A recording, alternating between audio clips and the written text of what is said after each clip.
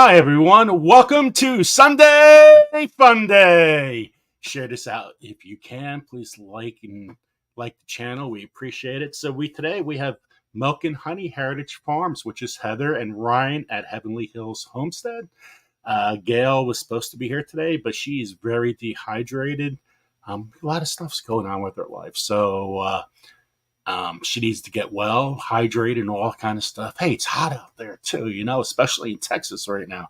So make sure everybody here that's gardening, make sure you guys keep hydrated. So we're going to play my Common Ground film. When people are starting to come on in the chat, you guys are free to share each other out. So here we go. And thank you for all the mods to keep this channel safe. So here's Common Ground, and we're going to have our guest on in a couple seconds. What I'm about to tell you is a matter of life and death. If the soil dies, we die. The facts have been proven. Roundup does cause cancer. If you burrow deeply enough, there is a pipeline of money from the pesticide industry into those universities. They're getting the kind of science that money can buy.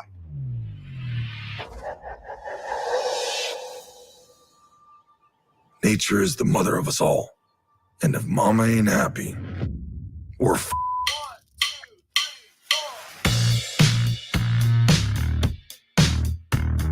But there's a way to save our precious soils.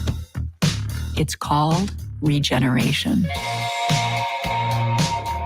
Regeneration is not just restoring the land to the state that we found it at, but actually making it better. We have added over 96 tons of carbon per acre into our soil. Can we mitigate climate change? Absolutely. We're going to check the underwear in the regenerative versus the conventional soybean field and see if we can tell a difference between the microbial activity. We've eliminated insecticides, pesticides, herbicides. We are saving upwards of $400 an acre. It works out to be about $2 million a year in savings. That is serious cash. I forgot my suit. I feel like I'm underdressed. But if you are the people who can make a change, well, it's high time to finally get regenerative agriculture. Let's prioritize the farmer. Out here in the fields,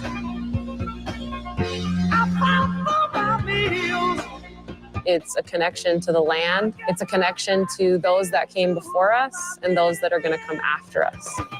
Sally, take my hand. We can change everything. There's hope. I said this letter is a warning, but it's also a promise. So I'm going to fight like hell to save your future, my children. Because I love you. Let's get together before we get much older.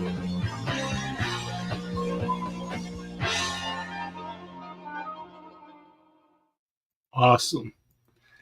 So, yeah. So this channel is a lot about, growing. Oh, thank you for all the members in the chat. I see you guys all posting that 24 months, 28 months, 32 months. Wow. Time really, really flies. And thank you for making this program continue to grow. And even if you're not a member, you guys are always here nonstop. I appreciate that. Thank you guys so much. Check out our channels, Grow Big TV and Garden Stay Gardener. We focus a lot on the soil because our belief is if you have a healthy soil, you have a healthy plant. You have a healthy plant, you got a healthy you. And if you have a healthy you, you have a healthy planet. So that's been our focus. But I'm also, we need to grow any kind of means. So whatever means they're out there, hydroponically, any kind of way. Tons of fertilizer. Hey, we just want you to grow your own food, and we should all learn from each other, and you grow the best way you want to. I love all these members coming on in. Wow, this is awesome. Thank you, guys. Thank you. We also had on Grow Big TV Yannick Favre, and Yannick he's a plant biologist. So he's talking about GMOs and everything. And all thing I know is I'm in the chat like, man, this is going to be a tough interview because we're going to ask him the toughest questions there are. I don't want him to get fired at the same time. I'm like, oh man. I said, just I'll answer honestly, and just save your job first. We don't want to lose your job answering these questions about GMOs. But that was really, really cool to have Yannick on. And we have Ken Somerville on Tuesday night, and Grow Big TV's on at 8:00. Garden State Gardeners on at 7, and it's all about the biology. So we're all talking about the soil on Tuesday. So, well, we're going to welcome in Heather from Milk and Honey Heritage Farms and Ryan at Heavenly Hills Homestead. Welcome in, guys. Welcome in. Thank you. Thank you for having me. Thank you. It's always good when there's no echo. It's like, this is a great way to start a live. Yeah. Absolutely. So I was really impressed with the people that were a part of that video. Yeah, right. It's a lot of people are starting to really come together. I'm shocked actually at some of the names that were in it. Like because I feel like I've been disappointed over the last several years of, the support from some of the people that are in the movies and things like that, and so that was kind of nice to see. Well, Woody Harrelson's a big person with this stuff too, and more and more people are starting to come out. And you're going to start seeing a link with autism come out, and other links coming out with glyphosate, and that's going to start coming out too. Also, the same producers of that video, they also have, what is it? You have Common Ground. We play them all the time. 6 Inches of Soil. It's all by the same producer. They're going to have a movie on bees. So, which is really, really cool. That's been in the works. So that's going to be really, really cool. It's the Marshmallow Man. Thank you so much, Lewis. Thank you. I appreciate that so much. Thank you. Yeah, you're going to have to let me know when that comes out because I want to see that. It's important, that we have some people like that, like Woody Harrelson and stuff, coming out. And I can't remember his name, but Aquaman, right? He was in there. I can't Mona or something like that. I can't remember his name, and I butcher it every time. But yeah, I'm like, that guy. Yeah, the Aquaman. Jason Momoa, I think. Yeah, Momoa. There we go. Yeah. And, I gotta get my son. Where's my son? He knows. But it's good to see some people like that come out and stuff. Sometimes I get a little curious. You know what I mean? Because Bill Gates owns a whole bunch of farmland, and kind of I don't really like that much, right? But it is what it is, right? It's good to see some of these guys come out. Like Woody Harrelson's a great guy, right? And I like what he's got a video that I've watched several times, talking about the part of England and the UK. They don't have these different things in their food, the red number 5, yellow number whatever, and all this different stuff, and how it affects the human body. And he goes on in great detail and stuff, and I'm sitting there going, yes, like, where's the rest of you people at, right? Because because we can talk about it all day long, right? I mean, and we got friends that are over in the UK, and they're like, why is that in your food? You don't need that in your food. Why is it, and then I'm like, I don't know. Ask whoever makes it why it's in our food. You know what I mean? Yeah, why? What? Yeah, exactly. We need to all start asking why. Right. It's important that we have that conversation. But when there's only a few of us talking about it, right? Like in small little quantities like this, it doesn't really doesn't really make an impact. It really doesn't say anything, right? I mean, we can sit there and talk about it till we're blue in the face, but when you get somebody like Woody Harrelson or Jason Momoa to say something, it has a impact, right? Their influence really does speak out and says something. And so I think it's great when you get those types of people talking about it, because finally it's like we're being heard. You know, somebody somewhere heard something and now they're saying, you know, so you were just as impressed as I was with seeing those people in that video. Yeah, like, absolutely. Cool. Yeah. Yep. Definitely. Now Joe just needs to get an interview with one of them. I've been trying. So we did have the executive producer on from Kiss the Ground and all those triology, John Rulak, and he's big with RFK. So I was trying to get RFK on our show, which was pretty cool because he's a big advocate of, you know, all the soil and everything, environmental issues and stuff. But I just say everybody should just keep an open mind and just listen. You never know. Yeah. And I don't care if you disagree with anything, that's fine. Disagree. But just listen. Listen what people have to say. I can tell you now that when I switched from using conventional fertilizer to doing things more organically, my plants responded more to that than they ever did, you know, Triple 20 or Miracle Grow or any of that other stuff. There you go. Right. Look, right here, right there. Big old banner in the background. Extreme Garden, you know, Mycos, Azos, Versity, you know, compost teas, you know, green manures, composting, all that stuff. It works, you know, worm castings, everything like that works. You don't have to go out here and buy these expensive there's another good one right there. You know, you don't have to be out here buying this garbage, you know, that is they really go out here. If you guys want to know how Miracle Grow is made, I've talked to John Kohler. He's a real big YouTuber as well.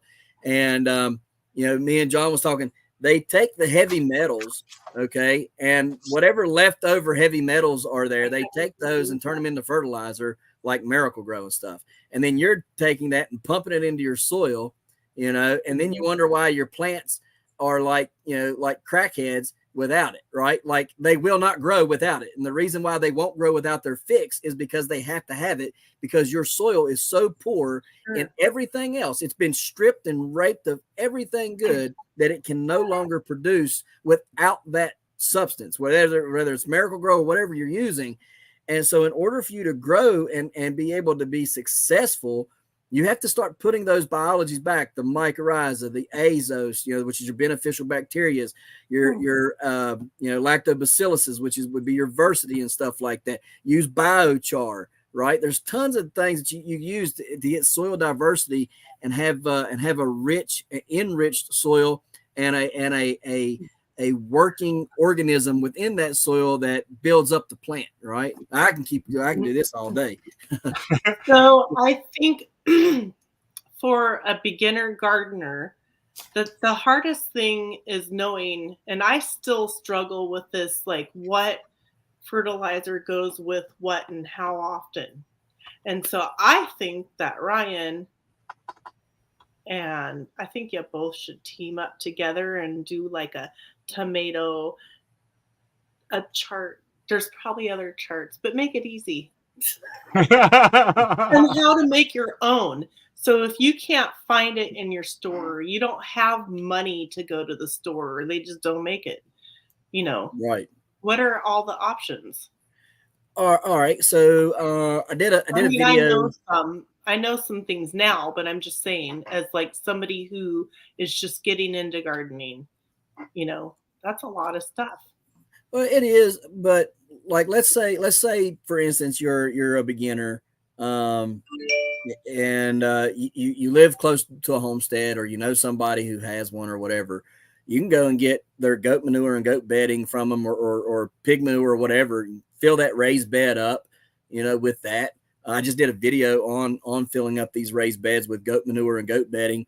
And then I topped it off with some finished compost, right? So my buddy Wellington, he has compost. He finishes it completely out. It's aged, and it's pretty much just dirt at this point. There's nothing else in it. Just it looks like dirt, and he sifts it and everything. And so I put that on the top of all that, and then I plant directly in it. And really, to be honest with you, I won't need anything for those plants for a little while, right? I mean, when I dip the roots in azos, mycos, and versity, I'll make a little jug of that. Well, not jug, but a coffee can up of that stuff, mix it all together, and I'll dip the roots in that and then plant, the plants in there. And I won't need anything for probably at least 3-4 weeks, and then I'll start feeding them stuff, humic acid, fulvic acid, different things, boron or whatever. But, trying to stay within that organic realm, and let them tell me what they want, right? Like, do they need magnesium right now or calcium, or do they need manganese, whatever? And and if they're not really needing anything, I just feed them compost tea. I'll brew up a compost tea and I'll just feed them that, because I don't really want to feed them anything that they're not in need of. So, yeah, I mean, and try to keep it within within that organic stuff. Use Agro Thrive is a really good company to use. Their bare ground fish emulsion is a good one that I use. Previgenics, about everything that they have is it's not listed as Omri listed, but it is pretty much organic. They never did go the extra mile and make it organic certified, but I mean, if you call them and talk to them about it, it's organic as you can get. It's all derived from amino acids and stuff. So, like their boron and all that is derived from amino acids, and it works. It's some really good stuff. So, and I like it, so yeah, I mean, if you keep it, like you're saying, keep it simple, right? If you don't really know, you can, there's tons of videos out there or tons of other people who do know. You just message them or talk to them on a video or whatever and say, hey, I'm growing tomatoes, and what do I need to do? Or, because they can either direct you to a video they've already done, or they can just tell you down in the comments, what you need to do. If you're a beginning gardener, you got to use compost right off the bat, and you got to like food forest permaculture here. Everything's about layers. It's Howie culture as food forest permaculture. That's Howie. Howie's great. Yeah. Howie's awesome. You want to follow a channel, follow food forest permaculture. Really great, man. And everything's about layers. So if you're a beginning gardener, find a way to get compost first. Yep. And after that, then we could gradually, because it takes a while to learn. Into other things. Yeah. And then compost should be like in the fall, collect all the leaves and do all the organic matter layering on top of the areas that you're going to be planting in next spring, so that they get all that breakdown in nutrients. With Howie, he has the Pathway Soil Bank. So here he's growing his food, but other aisles, that's where he puts his layers. So the next year after, then you just change where you're at. Oh, that's pretty cool. That's a good idea. I like that. So that's really cool stuff. So artificial intelligence. Have you guys ever used it before? I use it all the time. Okay. So you might have heard this. I heard you do a few other ones one time, but so I use it to write songs. Oh, that's awesome. Yeah. You'll have to give me the link to that. Go to Udio. Udio? Yeah, Udio. I have a song that I wrote like 20 years ago that I need to finish. Right. It'll sing it and everything for you. Really? Yeah, here. I can.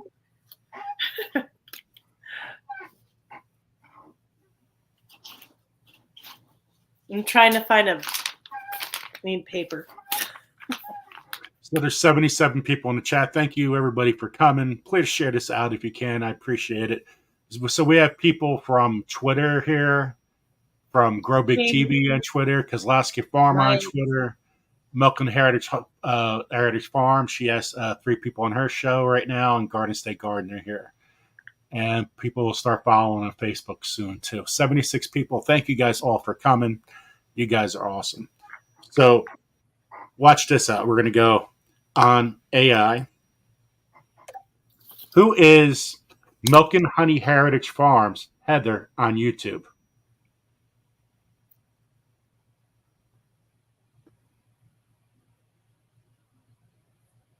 Milk and Honey Heritage Farms is a delightful YouTube channel run by Heather. She shares her adventures in farming, gardening, animal care, beekeeping, canning, cooking, crafting, and more.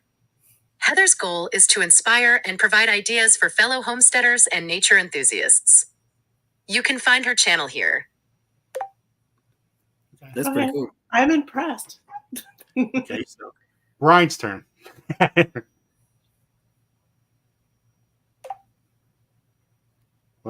Oh, I got to erase quick. Hold on. Yeah. Started recording everything I was saying before. Who is Heavenly Hills Homestead on YouTube?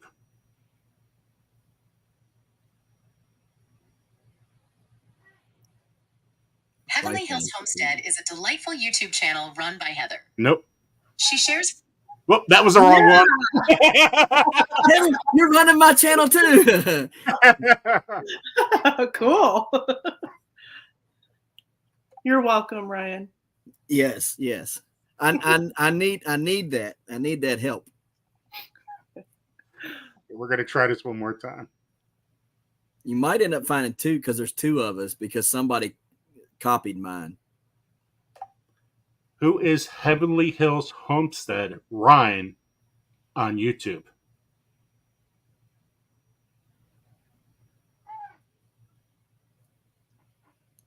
Heavenly Hills Homestead is a delightful YouTube channel run by Ryan. He shares inspiring and informative videos on homesteading, motherhood, and natural living. Whether it's gardening, canning, or hunting, Ryan's channel offers practical tips and a glimpse into a self-sufficient lifestyle. You can also join their live streams to learn more about their adventures. AI is horrible. No, doesn't work. Happy Mother's Day, belated. Yeah, thank you. Listen here. Here's a song that I wrote and Udio made. Hit the jackpot to thrive, and we see the green so lush. Surviving, egg will thrive, blowing plants up, stems thick, y'all they tough, they so tough. Mix it with the soil. Yes, that is good. Right now, look, I could jam to that. Well, that was for an Agro Thrive commercial I made, right? Mm-hmm. So listen to this though.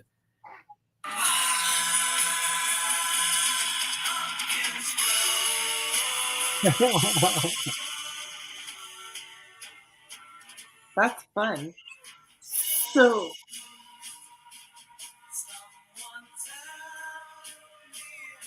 is that your song? You can make a, I don't know what they call it today. I won't publish them because if I publish them on here, then everybody can use them. So I won't publish them. I cut it to where only I can use them. Listen here. Listen to this one though. This is like some old Beatles stuff.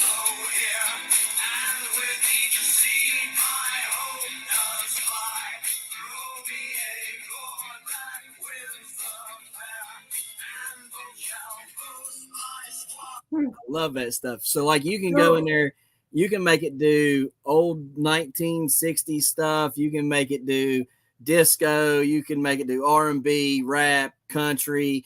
And then like if you go within the genre, you can go within the micro genres of it, right? So like you can go to rap and then go West Coast or East Coast rap. And then you can go gangster rap on the West Coast. And you can and, so like you can make it like, because what it does is it'll give you the beat or it'll give you sound like people who sound like that, like that kind of sounds like the Beatles, right? So it'll kind of go with it, but you can't copy a song. Like I tried to do one that had Motorhead. The song Triple H comes out to, time to play the game, right? Motorhead's the game. And I tried to get it with that, not the same lyrics, but with the music, right? And it will not make that like you cannot make it get that music. So it will not use the music. It will not use lyrics of the. It can like use the voice, or it can use a similar sound, but it will not use the exact same music or the exact same lyrics. So, oh, that's nice. Yeah. So how do you make it to where you could publish it to where nobody can copyright it? So well, it won't be copyrighted, but like if I publish it, other people can use it. So, and I don't want nobody using it. You know what I mean? So I don't publish it, because if you publish it, then it's public and then anybody can grab it and use it. Because a lot of this I'll do for my own videos. So whether it's TikTok, Instagram, or YouTube, I'll use this music for my videos and stuff. And I don't want other people, because I've already had people like, oh, where'd you get that from? You know, or I want to use that. And I'm no, sorry. No, we ain't doing that. You know, because I sat there and took an hour or so to write all that. You know what I mean? Like AI is the one that's making the beat and singing it, right? But I'm the one that's writing it. And then I have to go in there and like it only does 30-second clips. So every 30 seconds, I'm having to add more to it. And then if I don't really like what it sounds like, then I got to delete it and then go back through it and stuff, right? So, I mean, I don't really just want to give it away to somebody, you know, for them to use. So that's why I don't publish it. So all you got to do is like whenever it's up here, it'll say publish. And if you publish it, then it's public and everybody can use it. So if you want to keep it for yourself, just do not publish it. You know? And then just hit the down, like press on the song, and then it'll pop up and you'll see download, and then you just download it onto your computer or onto your phone, and then you can use it yourself. All right. And you can't get in trouble on your channel for using it because it's yours. Right. And it comes up original music or original soundtrack or whatever.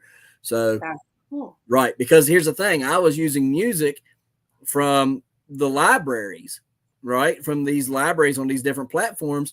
And then all of a sudden I'd get flagged. You know, video had been up for a month or a year, right? And then I'd get flagged, and I'm like, well, I was allowed to use that. I was perfectly within my rights to use it. You said I could use it, and they would flag it. And I said, you know what? I'm done with this. You know, because I'd have to go and silence those clips and stuff, and I got tired of doing that, so I went to Udio, and now I don't have to worry about it. It's pretty cool stuff. It is very, very cool. Yeah, that's fun. Yep. So for those people that are on Twitter, we give away yarn, seeds, books, stuff like that. So just stay patient. We usually it could be early, later, matters how everything goes. So just welcome to the channel, and thank you for supporting us. That's pretty awesome. Wow, it's so awesome when you see a number 83 on your screen. Right. It's like, whoa, I could fill up 2 classrooms. Like we were talking about earlier, I'm lucky to get 20 in mine. So you're doing awesome, dude. No, it's doing great. Yeah. So what inspired you to start your farm and share your journey on YouTube? This question for both of you guys. Go ahead, Heather. So when I met my husband, this was the plan. It took us a while to, you know, get the property and stuff like that. So I told him that I wanted to go back to the old ways like our great grandparents lived. Yeah. That's what I wanted to do.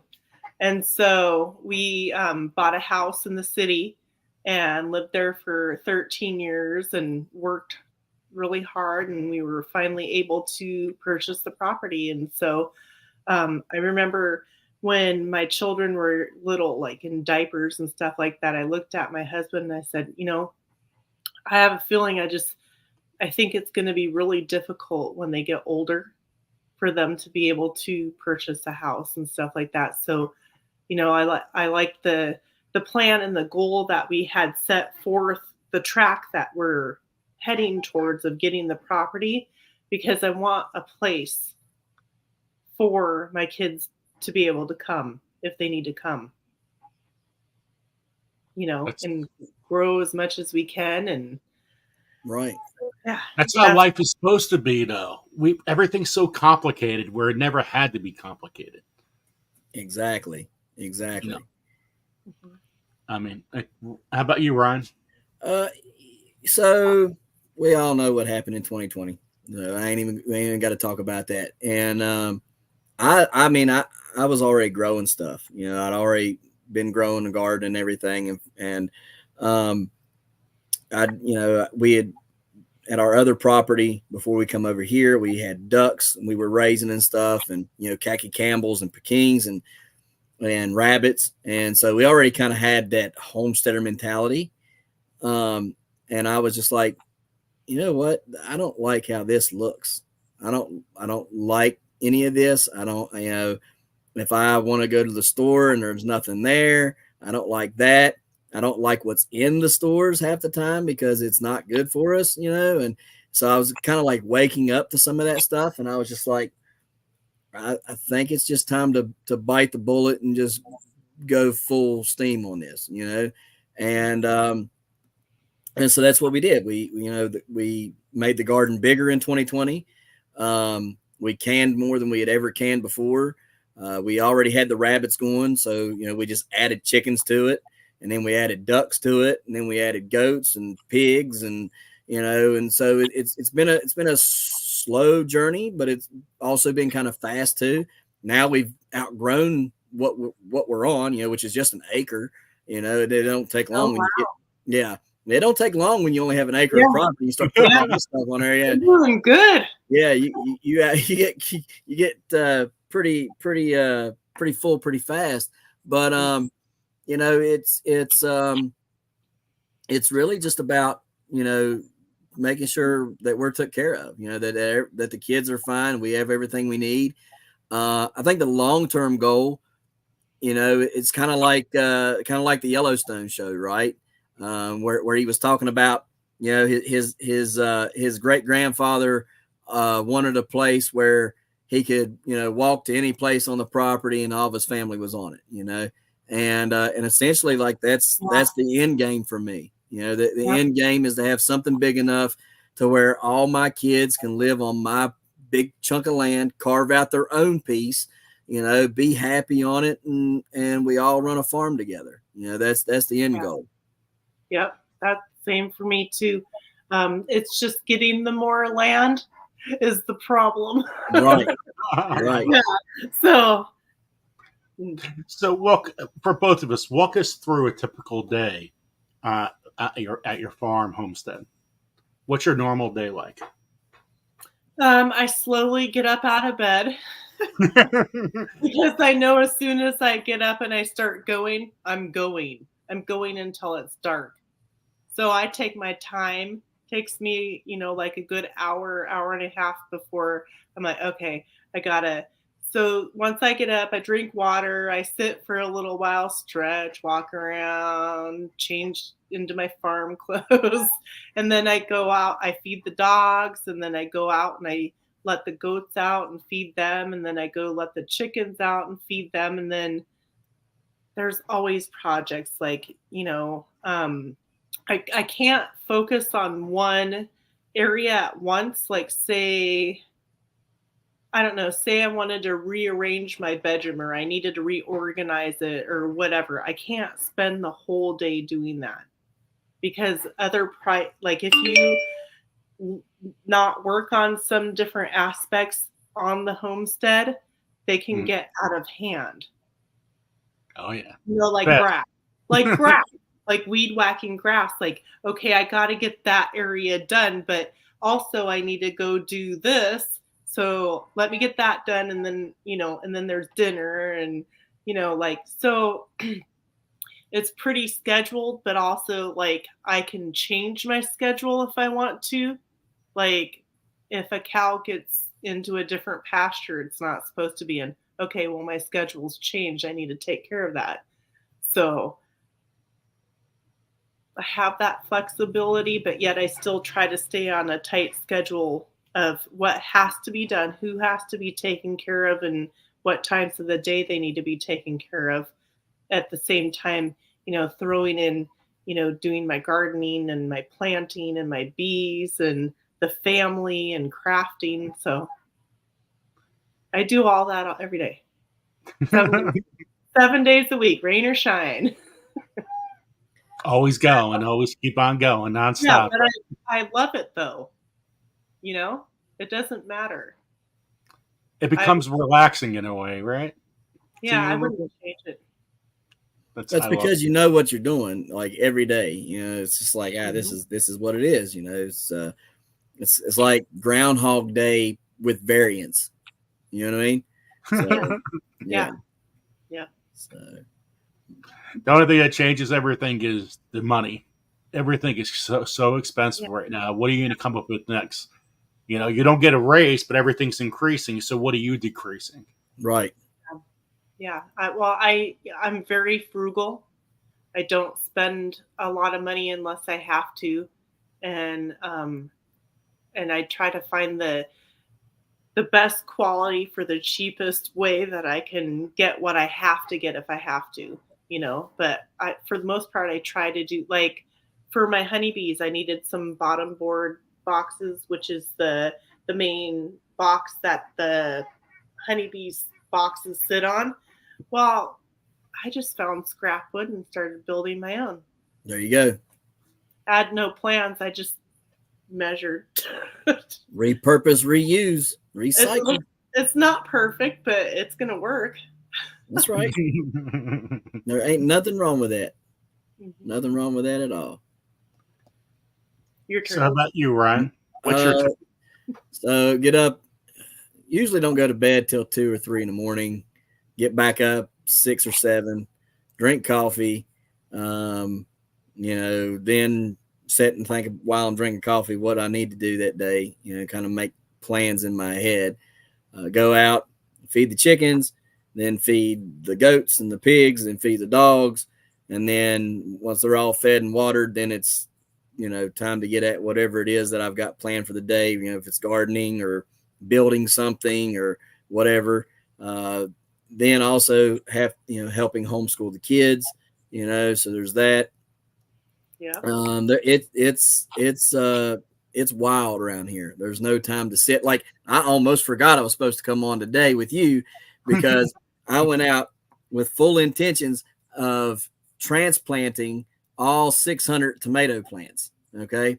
From little seed cell trays into big cups. And I got out there and ran out of cups. And I'm like, okay, well, we don't have any more cups. So I got all these empty trays now that need filled up with other things. So I started planting all them. And then I ran out of those trays and I'm like, well, what else needs done? And I'm like, you know what? It's 6 o'clock. I'm tired. I'm going inside now. I've been out here for, going on, let's say I went out there at like 8:30, so I've been out there for a good while, right? Like almost 10 hours. And I was like, I'm going to go inside. And I got out of the shower and I was like, oh, I was supposed to do something today. And I like checked the email and I'm like, oh yeah. Okay. Shoo. Okay. It's 7 o'clock. I'm good.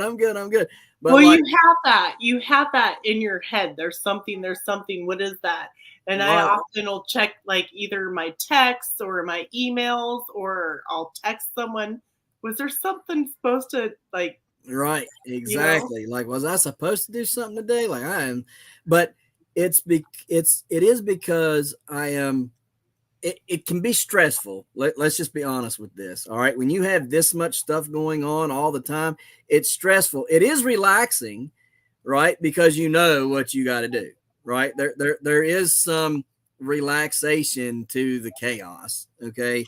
But let's not make us paint a picture that this is just sunshine and rainbows around here, because this is far from it. You know what I mean? It's work. I mean, it's just flat out work. Okay. Yeah. But and it can be stressful. Like I left 50 packs of Baker Creek seeds out in the rain yesterday. Oh. Yeah. I mean, you know how much 50 packs of Baker Creek seeds are? You know what I mean? That's a pile of money. I just left a gold mine out there, right? And I'm like, crap. Like, because what happened is I was outside planting seeds and I had them in the box and I was like, okay, I got to run. I checked my watch. I was like, oh, post office is going to close. I need to go weigh that state record rhubarb that I grew. I need to weigh it. And yeah, exactly. Right. 50 packs. Right. So I was like, you better go run and weigh that at the post office before it closes. So I ran up there and did that. And I came back and I was like, I think I want to grab a bite to eat real quick. I hadn't ate nothing yet. It was, noon.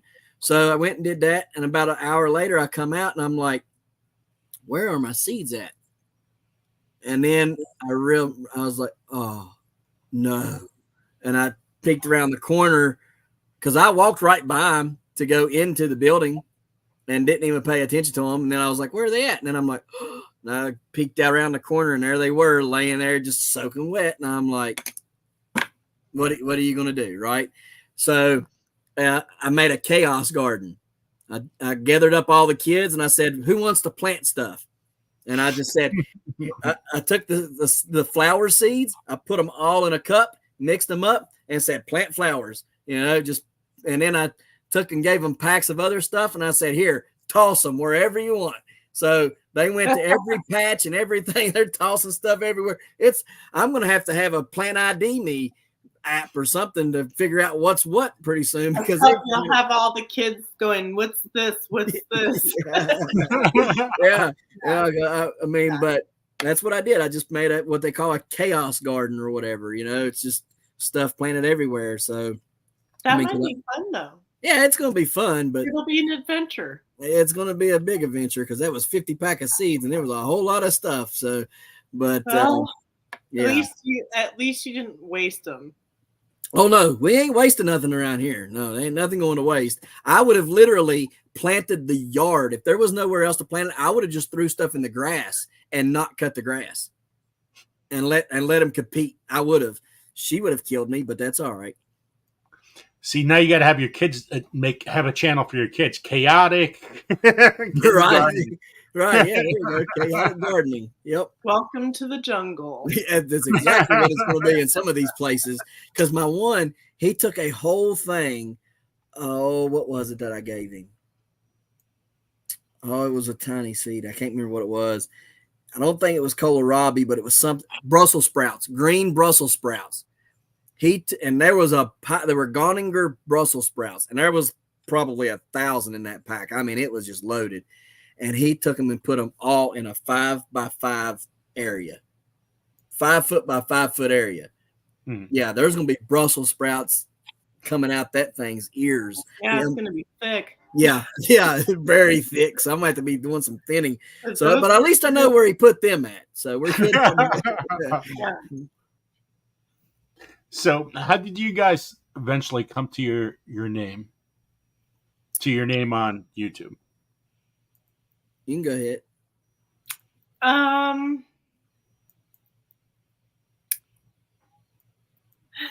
don't know. It's in the Bible. Perfect. Milk and honey. So we did heritage pigs, and we have Irish Dexters. We don't have pigs currently right now, but the Irish Dexters like heritage kind of animals. So I wanted to stick with, heritage type animals if I can. I mean, it won't always happen, but.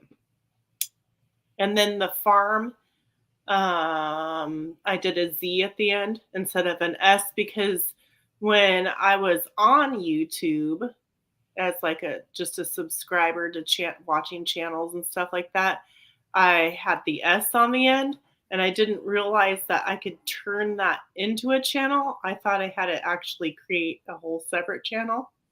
And then later I learned having a second backup channel was good to have. So okay. There you go.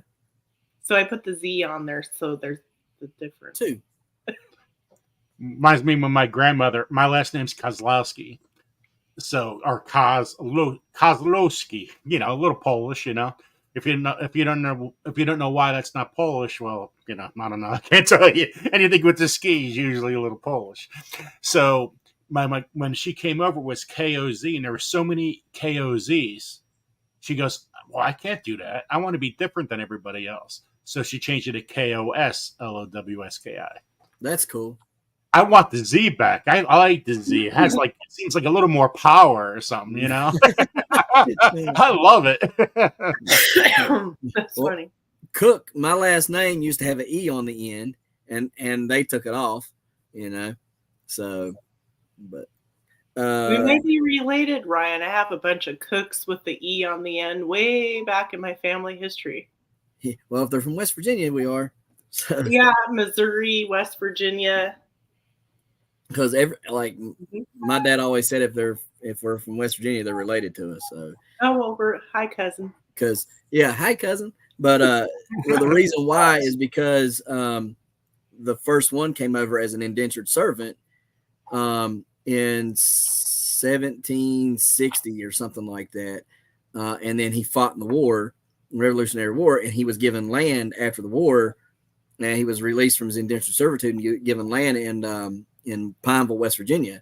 And so everything in Pineville and Oceana is named after a cook, so like that, pretty much all of that county is cook country or whatever you want to call it. But so he dropped the E off of his name after his indentured. He didn't want to, he thought by dropping the E off, nobody would know that he had been an indentured servant, I guess, because a lot of the cooks with the E were indentured servants. So he thought dropping the E off that he would have been more of a nobility or whatever, and so he dropped the E off. And that's interesting.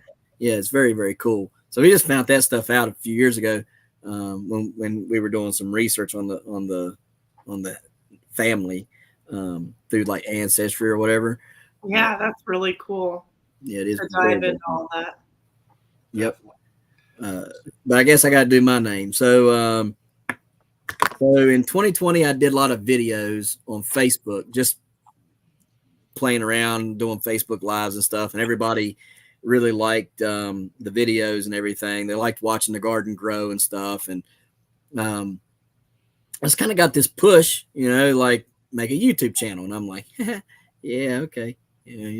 And when I say I got a push, it was kind of like God was like leading me to make a channel, right? And I was just like, I'm not that kind of person there, God. So we just, and I don't know, it just kept on coming up. In one way or another, somebody would mention it or something. I'd be watching a video and somebody'd be like, and I think everybody needs to make a YouTube channel. And I'm like, okay, this is, so right. So I was like, well, I guess this is my sign. So I was like, all right.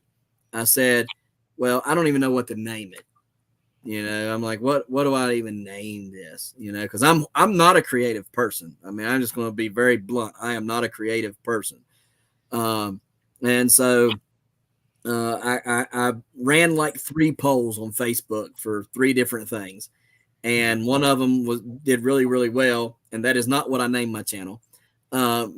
Because as soon as I got done doing that poll, like it was just heavenly. I was outside watching the sunset on my back steps, and Heavenly Hills Homestead just come to my mind like that. And I was like, all right. There it is. There it is. Yep, there it is. And I didn't ask anybody else about it. Didn't ask nobody, and I just went with it. And so that's how it was, because I was sitting there watching the sun set over top of those mountains, and it was just like, I know God don't literally speak to you, but like it just something inside of you says like, oh, Heavenly Hills Homestead. And I was just like, there it is, so I named it that, and that's what I went with.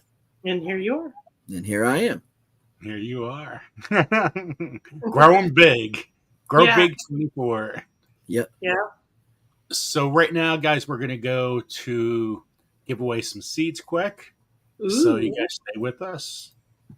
So I know I'm a little behind because you guys know my schedule is nonstop work. And I don't usually make it inside the house too much. So for a couple hours sleep. So but I'm gradually, you'll get everything you guys want. Just got to be patient. Okay, so StreamYard giveaway tool. Let's see. Let's type in hashtag grow big 24. You know what stinks is when you got to type, you actually got to get your glasses on to type now too. Let me see if I wrote it right.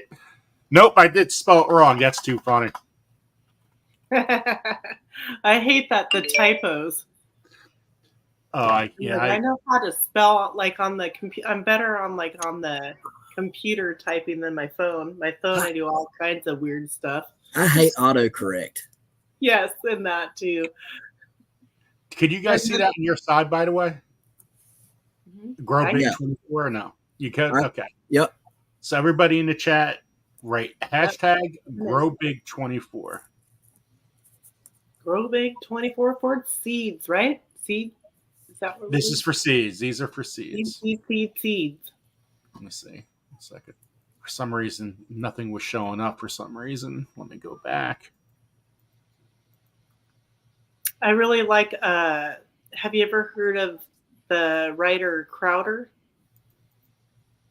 He sings The Land of Milk and Honey. Hey guys, we're gonna have to do this again because for some reason on my end, no entries are popping up. So just hold on with the Grow Big 24 and let me Joe was just testing you.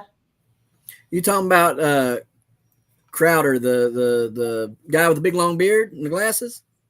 I'm not sure what he looks like, honestly. But when I started my channel, my husband shared it around with some people, and someone shared with us the song, and I love it. Okay. It's awesome. Yeah. Well, that was very interesting. I got to find out what's going on here. That never happened before. Low connection. I don't know. My internet's kind of been wonky off and on things. Like I was doing somebody's playlist and they only had like 2 playlists on their channel. And I knew they had a whole bunch of them. And I was like, oh, I don't know, maybe they removed them. Well, then the next day they were all there. That's weird. Well, YouTube on my son's channel won't even play right now. Or on my son's TV, I mean, on his Fire Stick, but it plays on our Fire Sticks. So it does weird stuff sometimes.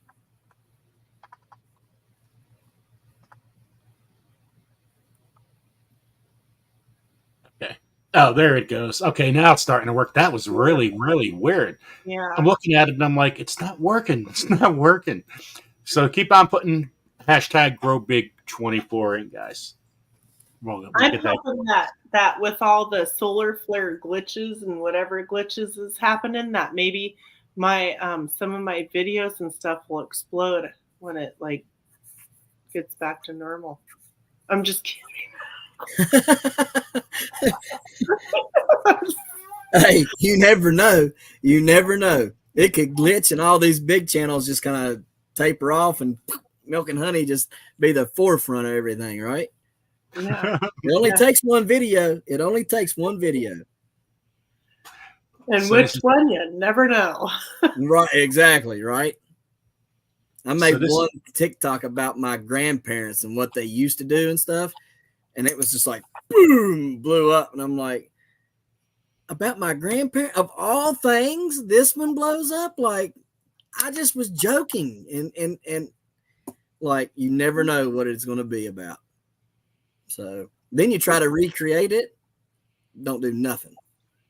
Exactly. Yeah. It's I have a hair cutting video on my channel that I was cutting my son's hair outside, and I get hundreds of views every day. That's weird, ain't it? And then I went and cut my own hair. Nothing. No. One. Yeah, that was boring, I guess. I was nervous about it, though. I wasn't like really showing the full on it because I didn't want it to get weird. Maybe I should have my wife shave my beard off. Maybe that'll get a bunch of views. And zoom in real quick and go slow. Yeah. Yeah. No. We can't do that. Whoops. Yeah. That would get it. There we go. Yeah. That would. Oh, it would get it all right because some things would probably come out of my mouth that probably ought not. I love my beard too much. My buddy, he's a pastor too. We grew up together, and his beard's like down here, like down close to his belly button. And he's had it like that for, I don't know, probably 12 years, right? And he posts a picture up and he has no beard anymore. And everybody was like, "Oh, is that AI? Did you Photoshop that?" And I'm like, "Bro, I have a fake beard if you need to borrow it until yours grows back, but never do this again, ever. This is horrible. You look like a killer tomato, bro. Like, don't do that." And after seeing him with no facial hair on his face, because it was legit, I was like, yeah, no, the beard's staying until I'm dead and in the ground. Like, I cannot shave the beard off now. If that's what you look like underneath there, I know what I look like underneath mine, and we ain't doing it, bro. We are not doing it. That's too funny. Well, in the winter, if you put 2 braids and then tied it up on your head, you could use it to keep it was long enough at one point I could do that, you know, not up here, but it was long enough to put in 2 braids. I've had her do braids in it and make it look like an octopus before. And had all kinds of like bunch of little braids in it and stuff, but yeah. Okay, guys, we're gonna go give some winners away. There is 86 people in the chat. That was what's showing up on our end. 50. A lot of people are watching on Twitter, which has been really, really awesome. So we're gonna give away some winners right now. Let's see who's gonna win. First, here goes to draws. If you win, make sure you email me at gardenstategardener@yahoo.com. Juby, first winner. Congratulations to Juliana. Second winner. Seeds. That's right. Don't leave them out in the rain. D's Garden Adventures. Congratulations. Next winner. I like the little confetti stuff that comes out. It is cool, ain't it? Next winner is Don't You Know? Don't you? I like that. No. Don't you know? Don't you know? Don't you know? Fourth winner. Here we go. The winner is Suzanne Goulet. Woohoo! Congratulations. Congratulations, Susan Goulet. Next winner is Rick. Congratulations to Rick. Rick is from Australia. Oh, that's cool. Rick has to come from Rick has to have a different type of package, right? Like whatever we get, he could get in a lot of trouble for it. Actually, he has to go down and get arrested with the stuff I send him. No, I'm joking. There we go. But he has to. I have to send it from MI Gardener or somewhere else. I can't send them from my address. Never. Well, Kaylin, congratulations to Kaylin. It's funny when it slows down. You think, "Oh, there's my name," and it doesn't. Right. And then when it does, you're like, "What? Wait, what?" Lewis Acre Farm, congratulations. Just make sure you guys email me. I appreciate that. So we got 3 more winners to do for the seeds. Then a little later, then we have the wheel. The wheel will pop up. So Wheel of Fortune. Pamela Morris. Congratulations. Sunday Fun Day. Sunday Fun Day. I like this. It's been fun. Yeah. Kim G. Congratulations to Kim G. And the last winner for seeds for this period of time here we go. Who's going to be the last one?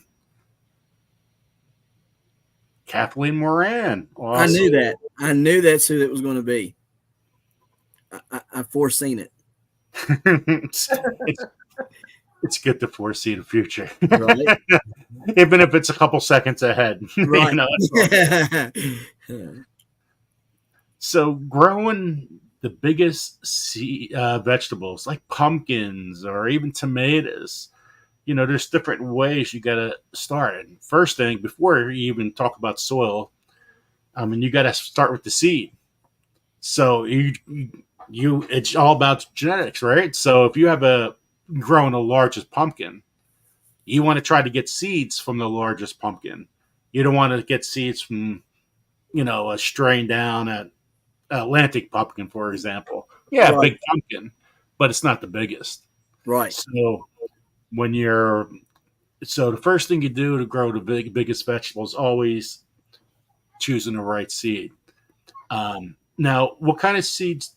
I know Gail's. The first time, Ryan, I heard your name was Gail Southern Living, and you sent her a whole bunch of seeds and like stuff, sunflower and a whole bunch of other stuff. And she's glowing. You got to see how excited she is about growing your seeds. Yeah, yeah.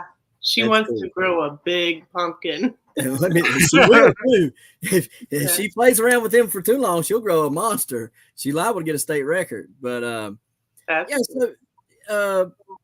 it is about the seed to an extent. Like you don't want to go out here and buy seeds off of Amazon or burpee seeds, for Atlantic giants. Those will probably be very hard to get 100-pound pumpkin. Okay. Much less anything of a substantial size. Okay. If you're going to waste your time to grow a giant pumpkin, this is just my 2 cents. 2020, I bought Atlantic giant seeds off Amazon, and I'm like, I'm going to grow 1,000-pound pumpkin. That did not happen. I did everything that I watched every video on how to do. And I was lucky to get 50 and 60 pounders. All right. Now that's still big. And if you don't mind having a 50 or 60-pound pumpkin, then by all means, get you some burpee seeds or whatever.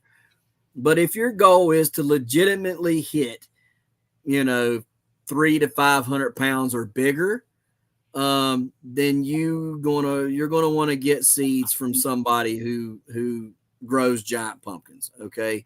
The seeds are ginormous too. There's some of them, as big as you're not as long as your thumb, but as wide as your thumb. Yeah.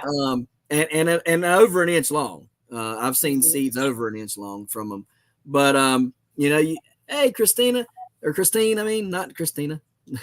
but yeah, so you're going to want to get seeds from a known giant grower.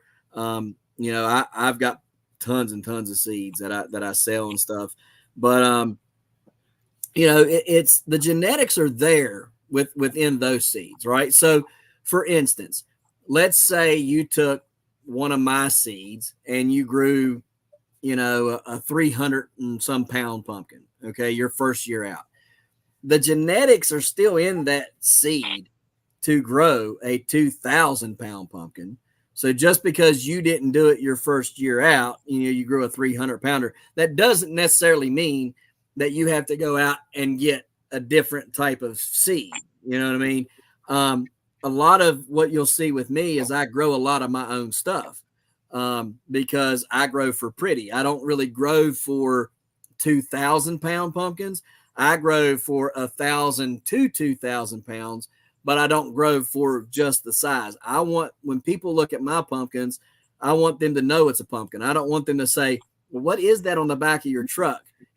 So I grow for very, very bright orange and very, very symmetrical sized shaped pumpkins, and for them to be 1,000+ pounds. And so the genetics I have honed in on those characteristics, which is what Howard Deal, the guy who created the Atlantic giant, he grew for color first, then shape, then size. That's how he grew. That's how I grow. And I got the awards to prove it, the Howard Deal awards to show for that, because that's something I'm passionate about. If the guy that created this breed grew like that, then I don't think I should vary from that. Right. And I think within the giant growing community, there has been a lot of going away from that. And so we're getting a lot of what we call pancake pumpkins, which you end up getting splits and cracks and horrible shapes. And, some look like a mudslide basically.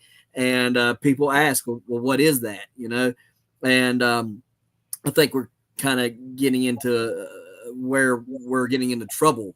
And so me and another guy, Jason Covey, we started making it a kind of a project of ours this year to bring back some of the older genetics from way back when, 2007 and back, breed those into our now genetics to try to get away from some of the things that we're getting with like ribbon vines and stem, the blossom end splits and different things like that. And try to help the genetic pool some. But yeah, you can grow. There's a famous seed right now. It's a 326 Ritter. And that 326 Ritter grew a 2,000 pound pumpkin. Nobody in the world wanted to grow that seed except for one man. And this guy, I think it was Steve Deletus, who grew it. And he's known for going out. This guy's known for going out and growing no-name seeds, right? Like a lot of my seeds are just no-name seeds. They got good genetics, but nobody will grow them because in the giant growing community, they're so infatuated with the number that they'll all go out and get the highest number, a 2,700 pounder or a 2,500 pounder or a 2,400 pounder. They want to chase the numbers and the name associated with that number. And they are so infatuated with that they're bottlenecking the gene pool down. And so this guy goes and he gets a 326 Ritter and grows a 2,000 pound pumpkin off of that. Now everybody's going out and getting the 326 Ritter. All right. Because somebody took a chance on it. And so basically what I'm trying to say, and I know it took a long way around, is you do need to get the seeds from a giant grower, but you don't necessarily need the biggest seed, like the most weight of that, say like a 2,700, 26, 2,500. You don't need that to grow a giant pumpkin. You just need to make sure you got it from a giant grower who grew, 1,000 pound pumpkin off of it, right? Because then the genetics are there to accomplish that goal, right? And so I know that took the long way around, but tried to explain it in good enough detail where everybody understood. So I grew up as a kid in Alaska. And in Alaska, they do a lot of growing ginormous cabbages, pumpkins and stuff. So I know, and I did grow like a 350-ish pound pumpkin once. Oh, that's cool. That's cool. So awesome. Yeah. So Dale, I can't remember his last name, but Dale something held the world record for the most state records until another fella come along. Do you know who that fella is? I don't. Oh, yeah, 20 some state records, and I blew him out of the water last year with 38. Boom. Now you have to blow yourself out of the water. I don't know if I can. That's a whole lot of records. Wow. So I saw somebody earlier in the chat was asking, what do you do with the pumpkin? Does it taste good? Or what would you use it for? All right. So the giant pumpkins do not have enough sugar content for you to eat them. They are not going to, and what I put on them, like, because I'm going to be honest with y'all. I do a whole lot of stuff for my soil, but I'm very particular about them plants getting hit by something like cucumber beetles and stuff like that. So I will give them imidacloprid. All right. I'm not eating them pumpkins after I fed them imidacloprid. I'm just not doing it.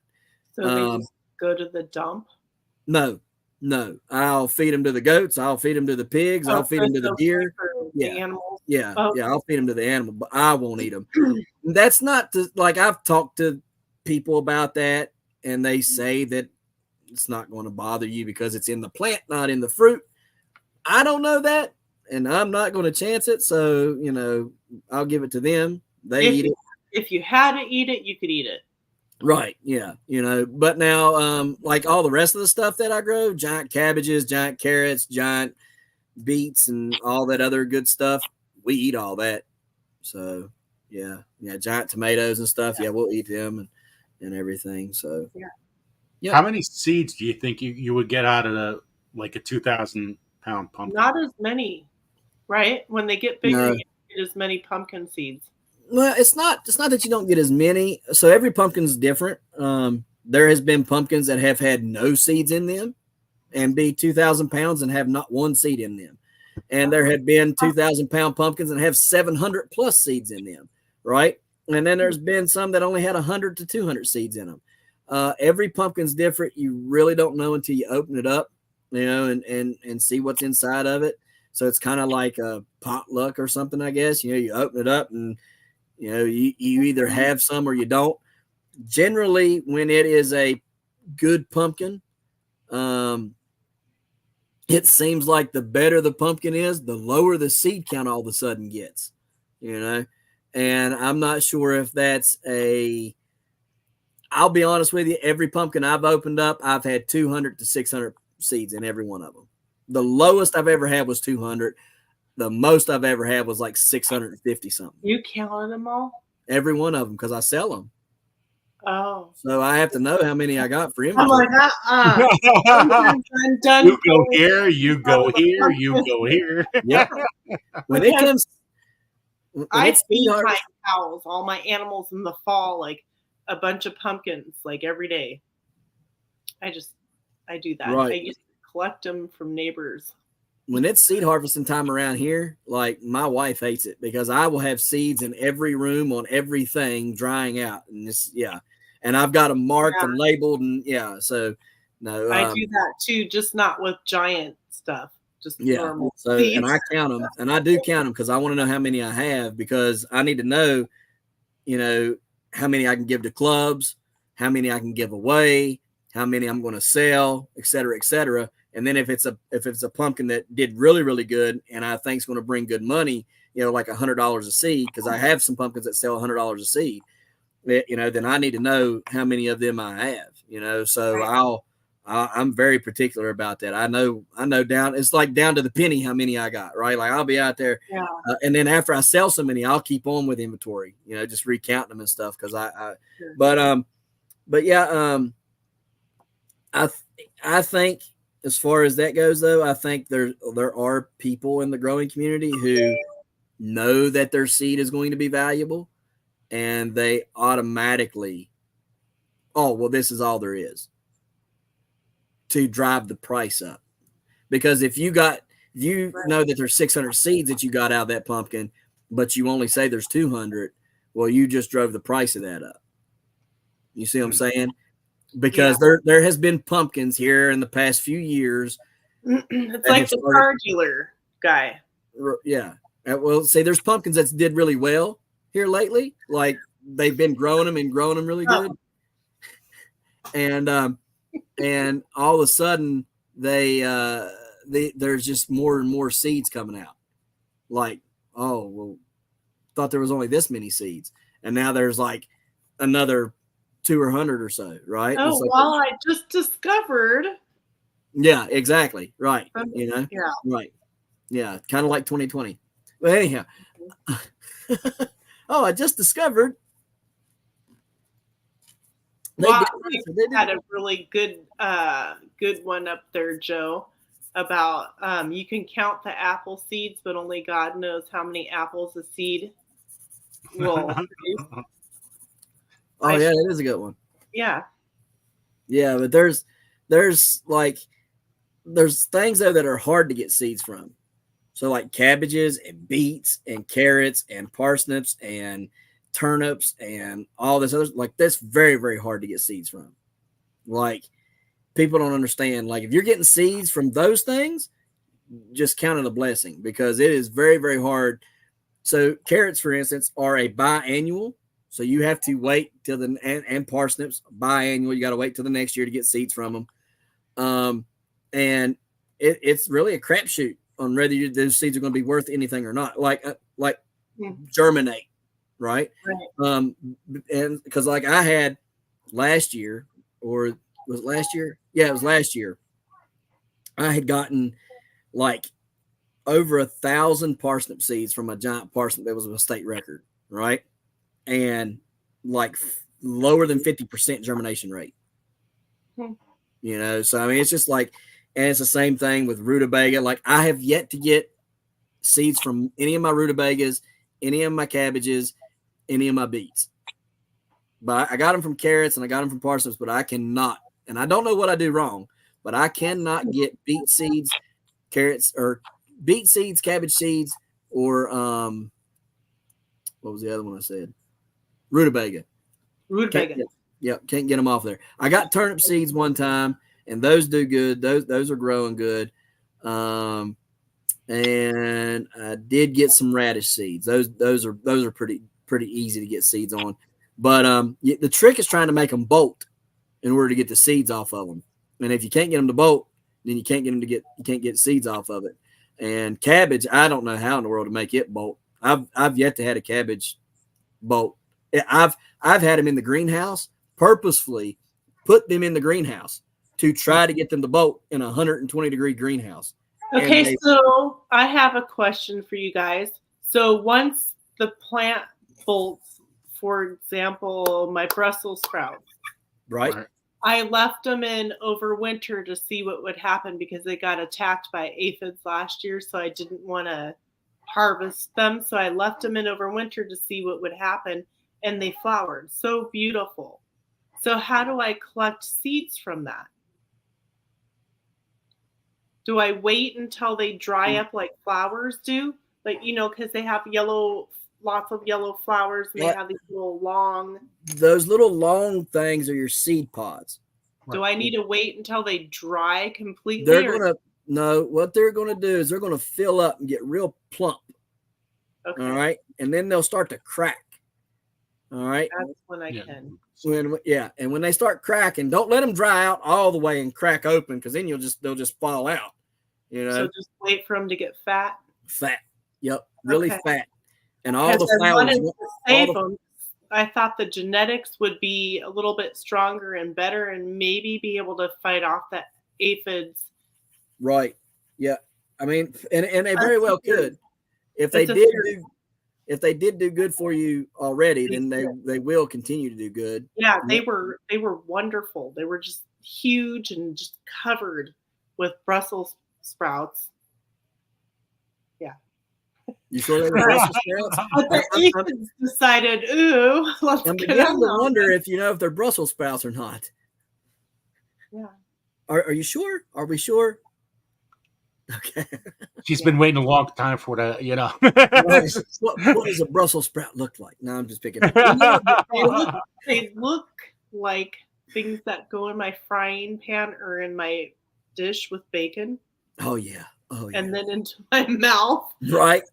Melt like butter. Have you ever grown the red ones? No, I haven't. They're very, very good. I like the red ones better than the green ones. I like red, purple, anything better than the green. It's proven that it's healthier for you because of the anthocyanins in it. But the red ones do taste better, I think, than the green ones. There's that is true. Yeah. Definitely a better taste. Yep. Yeah. They seem softer. They seem more buttery, like, right? Yeah. Can you eat them raw and they're still good? I've never ate a Brussels sprout raw. Yeah, no, that just don't sound good to me. No, you just want to put some bacon on it, Put some bacon wrapped around it. Did you see this belly on me? Okay, there's a reason why I got a belly. A few more acres. Lewis, right. Lewis Acre Farm. You're talking about the watermelon radish. We had the watermelon radish as one of our 6 contests this year. And yes, we knew it was more of a fall crop, not a spring crop. But timing's everything. You could have it in the spring, but sometimes they go to flower in the spring. But that's what part of the contest was, or it actually is. It's a contest, so you got to know when to plant, where to plant, and all those little things to make the watermelon radish not flower. Right, because it bolts very easy. Yes. So that was to answer your question. So hopefully we helped you a little bit there. But yes, you could grow it in the spring, and yes, it will bulb. But sometimes, hey, you have heat and stuff, you're going to have problems. Plant. So Jason said, "Have I tried letting the cabbage go through a cold spell, go dormant for a little bit, and then I then have put it in the one. greenhouse and warm up?" I have one. Go ahead. Cabbage that I let go all winter long, and it's got flower on it now. We'll see. I left mine in the greenhouse, one of my state records that I grew a couple years ago. I started in 2021, grew it through in 2022 and picked it in 2022. But it grew all winter in the greenhouse, and we had really, really cold winter that winter. And so you would have thought, and I mean, I know it was down way low in there because I had to turn on the oil heaters inside the greenhouse to keep it above freezing. All right. Which it only kept it like 33, 34. It still was very cold. So, it didn't. I mean, unless I would like let it get frosted cold in there, maybe then might throw it through a dormancy and then make it. But I don't know. I've never tried it because I always try to grow all winter long in the greenhouse. So I never. See, we didn't we had warmer temperatures this winter. Yeah, we did too. It's weird. Like we had less rain, we had less snow, and like our blackberries usually come in the 3rd or 4th week of June. They're coming in the 1st week of June. Oh, really? Yeah. So we're like 2 to 3 weeks early on a lot of berries and things like that. So. See, I purposely held off of planting, even though I knew the weather was good. I held off because I just knew that we was going to get a frost or a snow or something crazy, right? I mean, I just knew it was going to happen because the past 2 years, the same stuff's happened, and we've had a frost and it's killed everything. So I held off, and now here we are, almost June, and I'm sitting there kicking myself in the head, thinking, "You dingleberry, why didn't you just go ahead and plant like you knew you should have?" You know, I still got a whole patch out here with cover crop on it that I have yet to till under or even mow down. It's got turnip tops almost 4 foot tall. Yep. You need a freeze dryer or something now. Yeah, I'm gonna go over there with a weed whacker and cut it all down and till it all under and plant field pumpkins and try to grow a world record in it. There you go. So before we go and planting at the right time, Butler Family Farm has said, how much do you grow? How much do you sell your pumpkin seeds for? So I sell them as low as $5 for 2 and as high as $100 for 1. So just really depends on what you want. And then, you know, a lot of people, they'll like, I have this thing, it's called a skill to heal. And I've been working on the 501c3 part of this. And so I almost got that wrapped up to where we're going to turn it into a nonprofit. But what I do is all the seed money that I sell, or that I make off of the seeds, I turn around and use that money to help other veterans get into growing. So whether they, you know, are growing in an apartment complex and need, you know, like a smart pot or something like that and a grow light, you know, we'll use that money to go on Amazon or go to Smart Pots, buy whatever they need, have it shipped to their door, you know, with seeds and stuff, and get them into growing. Or, you know, if they have a bigger place, you know, and they just want to get to learning, you know, we'll buy whatever they need and, you know, try to get them into it. So it started, you know, I was using the seed money for that, and we got so big to where the seed money wasn't coming fast enough. So I was like, well, we need a 501c3 so we can ask these companies to give. And then I don't, you know, still use the seed money to help, you know, support that and stuff. But yeah, so that's where the seed money goes to. It doesn't go to me. I don't use the seed money. It goes into a PayPal account or a Venmo account that's just for them guys. And then, you know, whenever they need something, I help them out. But that's, you know, that's what we do with that. And that's why I sell seeds, you know, is to help fund that, because as a veteran, I know how much growing has helped me, you know, deal with, you know, physical pains, mental bull crap. You know what I mean? It's really, it really helps you out a lot. And so I knew if it helped me and all the stuff that I had been through and seen, you know, through being in Iraq and everything, I knew that it would help other ones. And so that's what I wanted to do, was, you know, help give back to them and try to help them out wherever I could. So that's what we do. Do you have a place where people can go and look at what seeds you have available? I don't now, because I took it down off of one of the websites I sold them on. I was getting kind of gouged, you know. So if somebody was interested in wanting to know more about, so they can contact and talk to you about, all you that. You can message me on Instagram, or you can email me, or you can message me at Instagram or Facebook, or you can email me at babydrill2119@yahoo.com. And you can just like in the subject title, put seeds, and I can send you a list of all the seeds I have, that I sell. It's a very, very big list because I've got everything that I grow that's on there. Like if I can get seeds off of it, I've got them up for sale on there.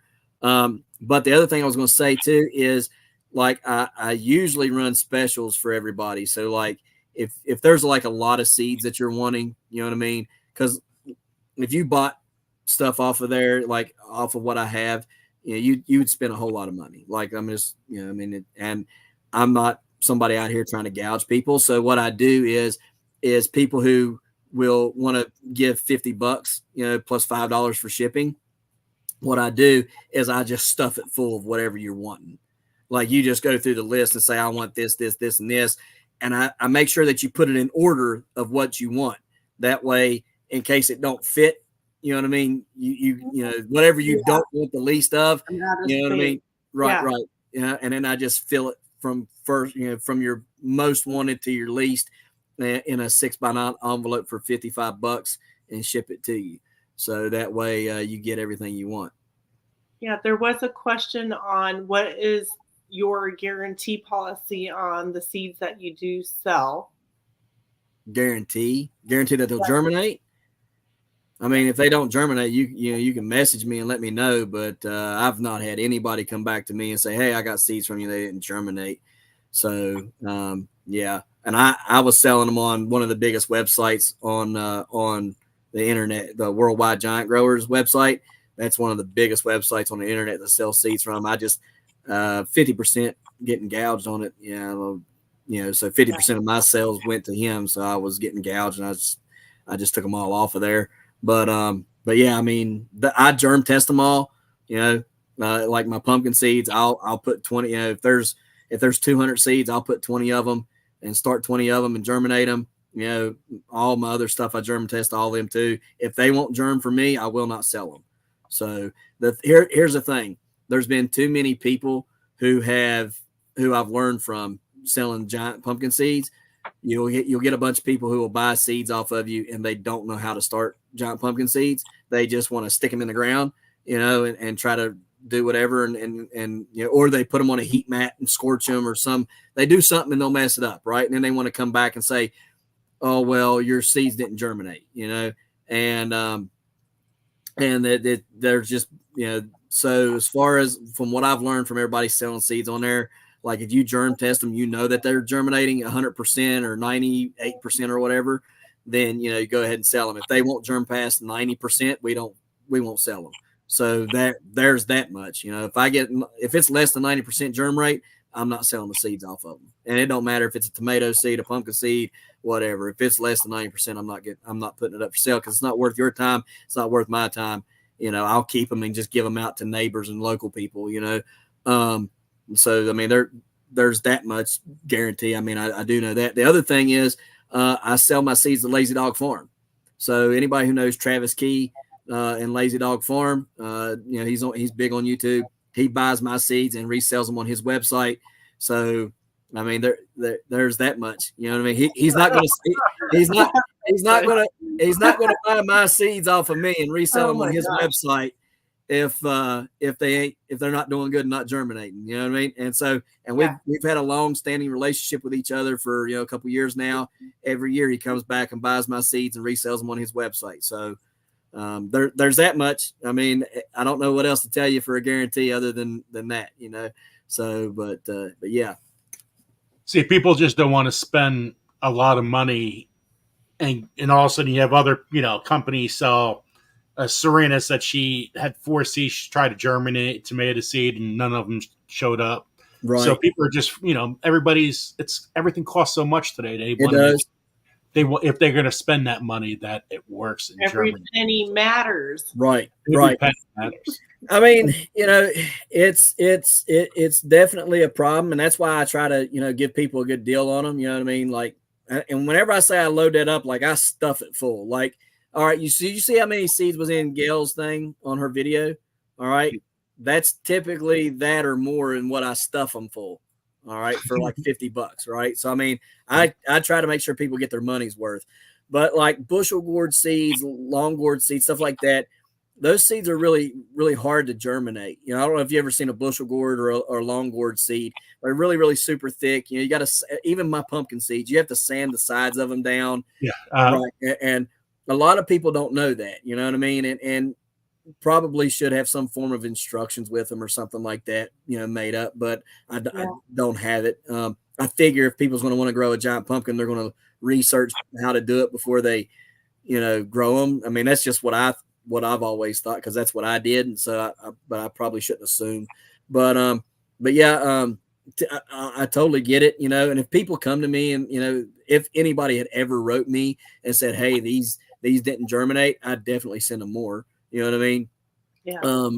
You know, just because, you know, I don't want any problems, you know what I mean? And I wouldn't want to get seeds and then not germinate, you know, and then I'd be like, well, you know, but there comes a time though, like, because as soon as that would happen, as soon as somebody would say, well, these didn't germinate, I would send them more seeds, but then I would germ test them seeds again.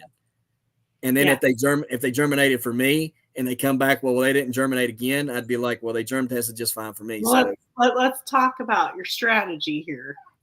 Right. You know, let's figure this out. Something's not right. Right. Exactly. Because I am that type of person. Like, I would not want anybody to have a bad dealing with me. I want everybody to be satisfied when they buy stuff from me. Yeah. Yeah, definitely. That's awesome.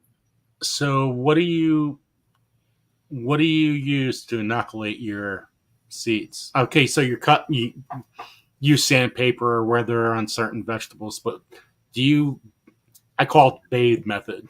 Do you have them soaking them? Bathe them in anything?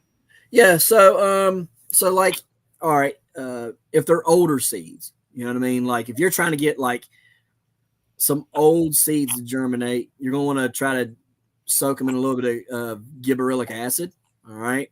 That just kind of wakes them up, gets them kind of rejuvenated. Gibberellic acid? Gibberellic or gibberellic. You know? Give a gorilla. Yeah, give a gorilla method. Yeah. Oh my God. That's funny. No, Lord, now I'm going to call it that from now on. Honey said this is the give a gorilla. So that's what it sounds like. I knew it wasn't, but no, like let's say you got a seed that's probably older than 5 years old. Okay, I would say 5 or more years old. There you go. Jason C said it right there. Gibberellic acid. Yeah, soak them in that. All right, wakes the seeds up, gets them feeling good. Okay, and tells them, hey, it's time to go to work. You got to wake up. You've been dormant for too long. Okay, the best thing that you guys can do with your seeds is keep them in the freezer. I'm just going to say that right off the bat. If you're not growing it, keep it in the freezer because they'll last longer in the freezer, and you ain't got to worry about them. Okay. But if you don't keep them in the freezer and they're 5 or more years old, soak them in some of that gibberellic or gibberellic acid, however you want to say it, and that'll help them out. Then the next thing you're going to want to do is you're going to want to get some. I use a little bit of seaweed and then like seaweed powder, just a little bit. Put it in a cup. Fulvic acid, humic acid, and what's the other thing? Liquid compost from Previgenics. All right. And I mean, I'm just talking a little bit. I'm not talking full dose, full strength or nothing like that. Right. I got a Ben & Jerry's 1 pint cup. Okay. And I'll put them in there, you know, and I'll soak them in that little bit of a mix. I think I got several videos out on how I soak my seeds and everything. So you might want to go check that out. I'll soak them in that for anywhere between an hour and sometimes even frozen. Oh, okay, no, you're not. I didn't see him move for a minute. Oh, okay. I was looking for something. I'll soak them for an hour, sometimes even longer. All right, just depends on the seed and how long I think they need to have it. But yeah, after that, I'll take them out and I'll stick them in some potting soil and let the magic happen. There has been some pumpkin seeds that I've given a little extra attention to, and I did the paper towel method because they were so old, and I wanted to kind of keep an eye on that taproot coming out and everything. And so, I've put them in a paper towel and tried it that way. And sometimes you're successful, sometimes you're not. That's not my favorite way to do it. My favorite way is just to put them in a container and let them, come up. I don't want to fool with them, so I'll stick them in a 1 gallon container right off the bat. A lot of growers, they'll start them off in a cup or, some kind of small container like a pint something. I'm not doing that. I'll start them in tomatoes. What? Kind of like your tomatoes. No, tomatoes I'll start in smaller stuff, but my giant pumpkins, I will start them in a 1 gallon pot. I don't want to touch them. The less that I'm touching them, the better. Here's the thing. You start them off in an 8-ounce cup or a 16-ounce pot or whatever. You're having to step them up in 1 week. You're having to step them up to something else, Well, why would you want to do that when you can start them off in a gallon or 2 gallon pot right off the bat and not mess with them until you transplant them in the ground, right? Every time you mess with that plant, you're breaking up roots, you're messing stuff up. I don't want to do that. I want to let them be as chill as possible and grow and do their thing for as long as possible till I'm ready to put them in the ground. And when I put them in the ground, I want them to take off like a rocket. Same thing with tomatoes. I'll start them off in a little bit bigger seed cell tray. I'll start, instead of those 6 cell trays, I start them off in 4 cell trays, right? So the bigger ones from Epic Gardening, the big 4 cells, I'll start my tomato seeds in those instead of the small ones. This is for my giant stuff, not my garden stuff. But the giant tomato seeds, I'll start in those. I'll soak my giant tomato seeds as well. You can even leave them in a water bottle like this for like 5 or 6 days, and they'll germinate inside of this. You'll see them send a taproot down, and you can pour them out of this and then put them in dirt if you want to. I don't like doing that. I will purposefully soak them for a couple hours, then put them in dirt and let them come up and do it that way. What you're doing, what the thought process behind giving them the humic acid. What is it? Oh, I'm saying hi to Alfonso. Okay. But the thought process behind soaking them in that stuff is to help give them a little bit of a boost, right? Kind of give them a little bit of feed and everything there, give them a little bit of energy, right? And so whenever they take off, they're off to the races, okay? Because a lot of the potting soil we use is sterile and has no nutrients in it. Yeah. So Butler Family Farm sent you an email, Ryan. Okay. As soon as we're off here, I'll get on that. And I don't forget, I saw it. Yep. So I want to show you guys something too. This is from Matt Powers. Let me see if I can find it. I just had it. Just hold on. Maybe this is it. There it is. So this is what he does to pre-soak. So he puts seeds in here, right? And this is the mix he uses. Okay. So, and that's from Baker Creek, right? Matt Powers does a lot of stuff with Baker Creek, right? He used to do a lot of stuff, but now he's been on his own. He works with James White from Rutgers University and Elaine Ingram. She's the compost lady. She's the queen of compost, Elaine Ingram, right. The queen of the soil. And so he's on his own. Matt Powers is one of the top guys around. I like him. I like his stuff. That was who I first started learning a lot about soil biology and everything from. Yeah, Matt is an amazing guy. He is tremendous. Yeah. He's just so passionate about everything about the soil because he has issues. He has Crohn's disease.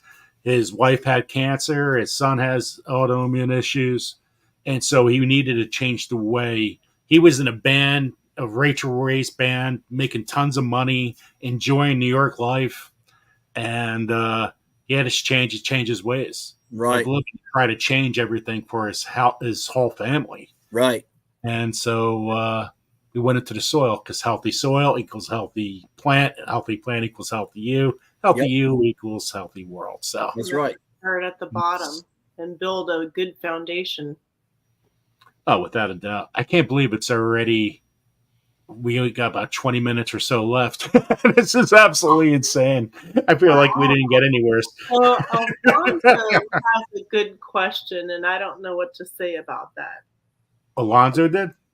Alfonso, yeah, right. Alfonso, I mean. I'd like to know, why does the compost smell like?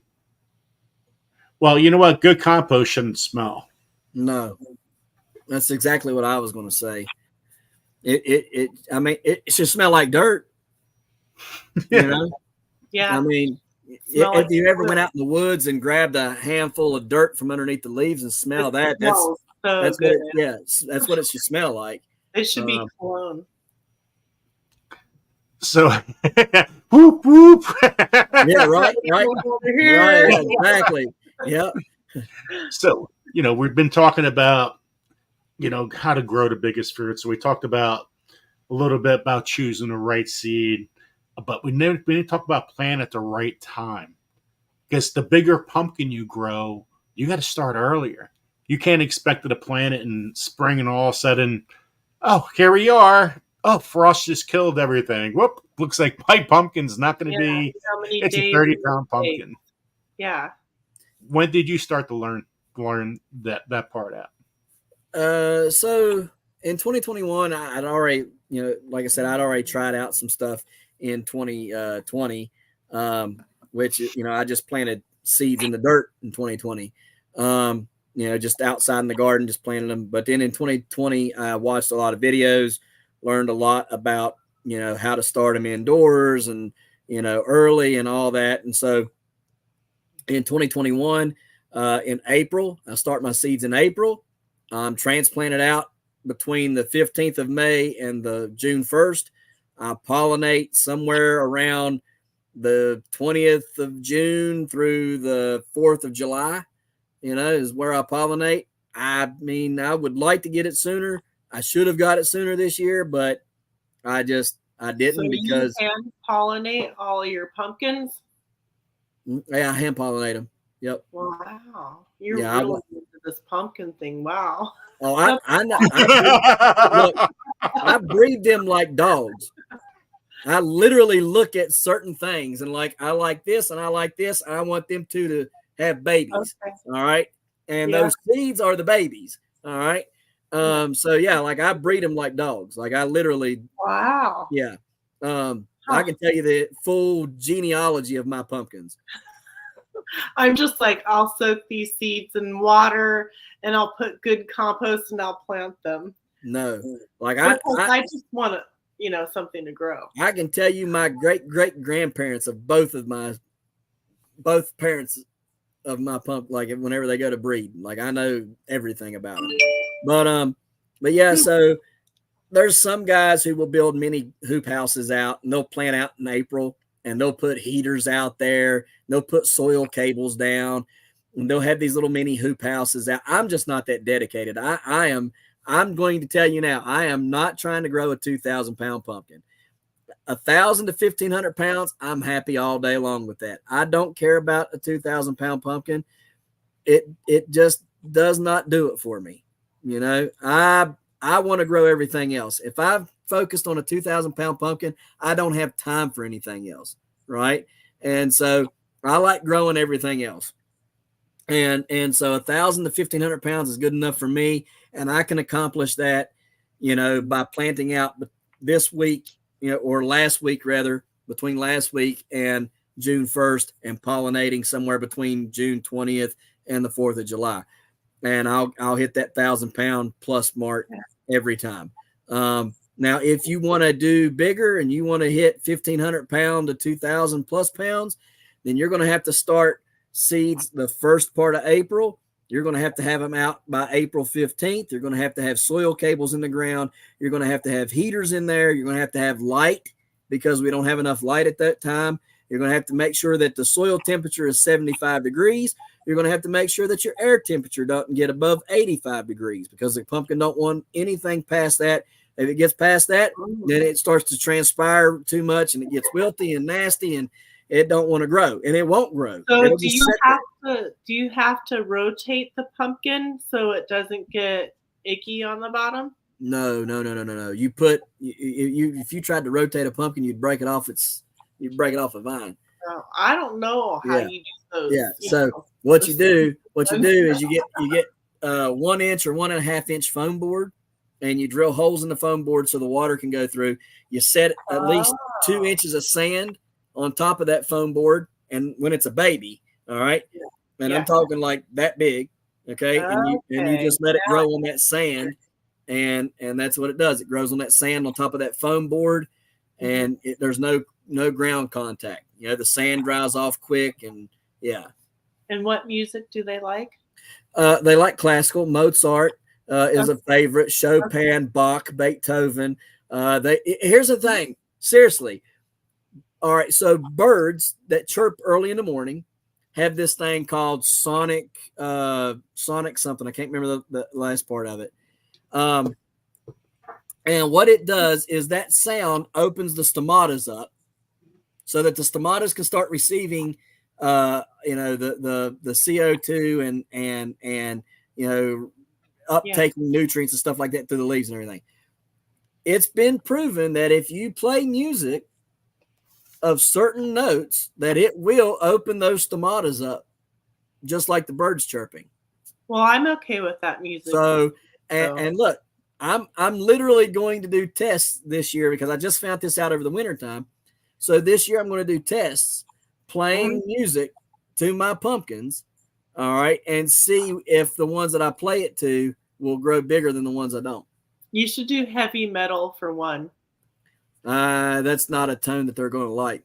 And it's definitely not a tone I like. So. And also playing with the moon calendar. Yeah, there you go. Playing with the moon calendar. But that helps. Moon's amazing with vegetables. It is. Anything that can control the tide, controls a whole lot more than just that. Yep. And Serena, would answer your question before, do tulips form bulbs before they flower? They should start creating a bulb before they flower. So if they're flowering already right in the beginning, I don't know. What do you think, Ryan? And Let's see. Do turnips form a bulb before flowering? It should have. No. So if you don't have a bulb and it's flowering, that plant bolted on you. You might as well just go on ahead and pull it out of there. It's done. I'm sorry. I hate to be the bearer of bad news, but it bolted on you. There's a lot of bolting. With the weather extremes today, there's going to be a lot of bolting. Guys, here's the best advice I can give you for this. If you have heat problems and you want to grow a root crop, find a cool shaded area in your yard and either plant in like smart pots or some sort of breathable pot.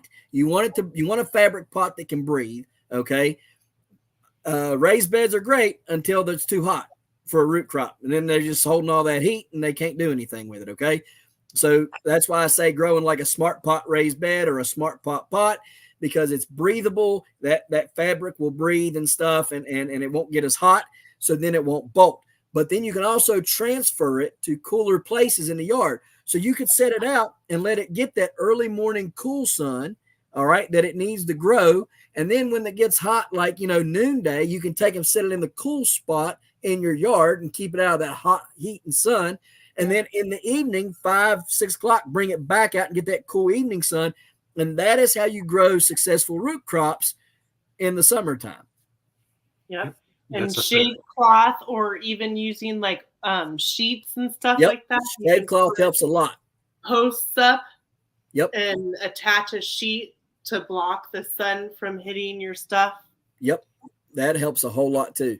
And I would recommend, depending on where you're at, 25 to 30% shade cloth, but I wouldn't exceed 30 because you're going to need that sun for those crops. So I've got 40% out there on my greenhouse, just trying to keep it cooler so I can pump out some seeds, because I actually got some beets that are trying to go to seed, but it's still getting pretty hot in there. So even with 40%, and I don't know if I found the right balance yet or not, but we're playing with it some. So And that's something you guys should invest in, some kind of cloth, because we're getting a lot of hail these days. Yes. I mean, you're talking about extreme weather, you're also talking about hail. You're putting all this work in your garden or a little farm. Get some cloth. It's going to help you out when you really, really need it. A whole lot. And wind fence. Wind fence is another thing that you guys should invest in, because like you said, these extreme weathers, we have 24 tornadoes that have hit West Virginia this year. Do you know we ain't had 24 in the past 50 years combined? Wow. Yeah, there's only been 2 in the past 50 years, and this year we've had 24 confirmed ones in West Virginia. So, get that wind cloth, and try to. I know it won't help a tornado, but it'll help against other wind. I think with the way things are going, like watching channels from all around. Yep. And maybe trying to, like get the shade cloths or sheets or whatever and try to get some of these things, because the weather everywhere is going to be weird. Because like I said, like all the berries here in where I live are 2 to 3 weeks early. It's crazy, isn't it? So I don't know. So Serena usually comes on Grow Big TV and Garden State Gardener, and she comes with the joke of the day. And this is her joke of the day for Serena. She goes, "What fruit can store data? The blackberry." I thought that was pretty good. That's funny. That's funny. So, we talked about this a little bit about the soil, the right seed, when to plant, but we haven't talked about water and nutrients. And also with extremes, if you have a lot of microbes in your garden, now we all have, there's always microbes in your garden, but when you have the compost and more life in the soil, you can combat anything. And you have tomato plants that usually are grown in other parts of the world. If you have healthy soil, you could grow that tomato plant right in New Jersey or whatever climate you're at. Right. So everybody thinks, oh, I can't grow this. You could grow this only in this part. No. You have microbe life, a huge dose of it. You could grow that plant. That's right. So back to the soil, back to the good foundation. Everything goes back to that. When you have good soil biology, and you have these lactobacilluses and these azos and these mycos, and they're forming these colonies around in that rhizome, right, in that rhizosphere, and protecting those roots, right, protecting them from the disease, protecting them from harmful things like nematodes and things like that, right? When you have that, the plant is not having to worry about what's attacking down below. Okay, it can focus on what's going on above. Okay, because it's basically got its own security system set up in the soil, right? And it's doing its thing. And he's right. Here's the other thing: when you have that good soil biology going on, all of them are converting all those nutrients over into nutrients that your plant can uptake faster and easier. Here's the thing.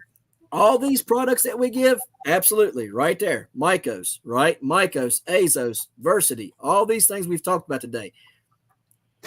This stuff helps so many different things, not only combat the disease pressure, pest pressures, but also give you that breakdown of the nutrients. Everything that you put in your soil has to be broke down in order for that plant to uptake it. You use blood meal or bone meal, has to be broke down in order for the plant to uptake it. When you have those biologics in the soil, they're breaking it down faster, right? They're eating it, they're converting it into they eat it, they poop it out, and when they poop it out, your plant uptakes it. That's basic as basic as you can get. Right. And so that has to occur with everything that you put in there, unless it's foliar fed. If it's in the soil, that's how it has to be took up by the plant. Okay. So you have to have that good biology. And the more you have of it, the more that they're in there eating. But here's the thing. You have to remember, you have to feed them too, because they go through a life cycle and they will die off if you aren't feeding them. Right. So if you want those big numbers, You need to feed good compost tea. You need to make sure that your compost tea has good things in it for them to eat. I have literally done tests where I have killed in less than 24 hours, like 12 hours, I've started dying off. I've had maximum bloom in my 275-gallon tote while I've been brewing. Maximum bloom at 12 hours. By 18 and 24 hours, I'm all dead. No bacteria, no beneficials in there to be found, all dead because I didn't have enough. Yeah, they grew so much so fast that they ran out of food to eat. Right, so you have to make sure you got enough food. So feed your soil too. Don't think just because you're putting nutrients on there that you're feeding the soil. Yeah, they'll eat that stuff, but you got to remember the things that they're wanting to eat too. They need organic matter to eat. Okay, yeah. They need sugars to eat.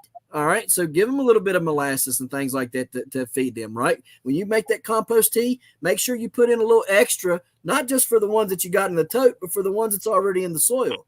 All right, make sure you're feeding that soil. If you're feeding that soil, the soil is going to feed that plant, then that plant's going to feed you. Okay, so what would you guys recommend? I know it's different for like growing everything and especially like growing big things, but like on average for like an average garden, how often would you say, I mean, I know it can vary depending on temperature and size and blah, blah, blah. Would you like add the tea like once a month, every 2 weeks, every week? I'm doing it every 3 to 4 days. Well, no. Excuse me, 3 to 4 days a week. Okay. Yeah. So, but I'm pretty. I've had some guys say I couldn't afford to do that. Well, I understand that. You know what I mean? And like he was saying, you can do it once a week. That'd be plenty. But I'm trying to grow big. You know, right. But like for a normal gardener trying to put up food, just do it once a week. Make it on a time schedule. Do it the same day each week. Yep. So you do it Saturday, do it every Saturday. Make it easier for yourself. Yeah, that's how. Yeah, it's because like for me, my biggest thing is if I can't make it, I don't want to buy it because I don't want to count on having to go get it. Right. If I can't count on that. Do you guys get what I'm saying, right? Like I want to be able to have my own resources that I can count on myself. If you want to look at an easy way, go to Boogie Brew. So that's John Kohler's best friend. Yep. And he has a boogie brew. Yep. And that's you get some compost tea there.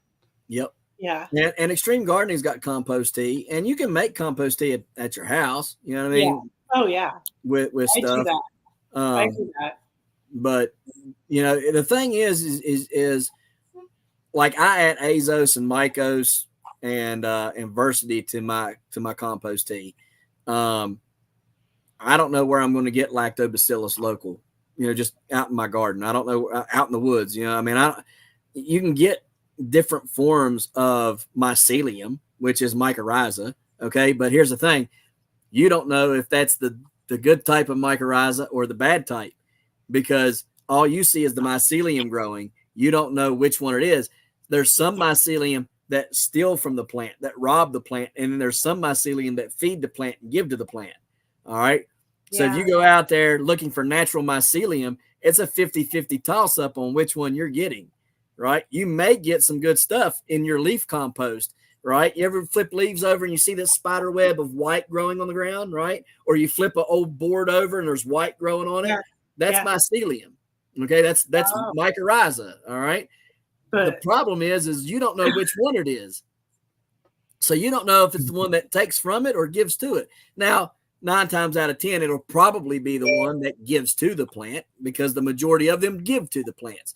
But there are some that take from them. And so when I had this conversation with Randall from Extreme Gardening about going out into the woods and finding natural mycelium to put into my garden, because let's face it, the more native that it is to your area, the better it is for your plants. Yeah. That's just a fact. Okay. The problem becomes is you don't know which one it is. Okay, so what if So in my mind, I would think, okay, I found it under like a rotted tree that fell down or whatever. It looks great. So I think that surrounding that log would be like a bunch of fern or whatever growing nice and healthy right close to it. Right. I mean, and you could. I don't know how to answer that, because the only thing that Randall said was you don't know which type it is. You don't know whether it's taking away from the plant or giving to the plant. And here's the other thing too. What you don't know is you don't know if there's mycelium under the ground that's also feeding those other ones. So even though that one might be taking from it, there might be 10 other ones giving to it. You see, so like that was the analogy he gave me whenever I mentioned it. That stuff existed, so you don't need to worry about me.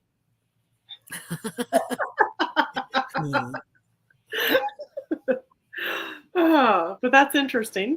It is. It's very, very interesting. Okay, guys. Well, we're in about 2 hours, Wow. so I'm gonna give away some stuff quick. But you guys have been awesome. This conversation, like, it barely even started, to tell you the truth. I'm gonna get like a lot. We got to have you guys on in the near future, and whenever have you Gail want. on at the same time. Yeah. Because want, there's so just much let me know. more.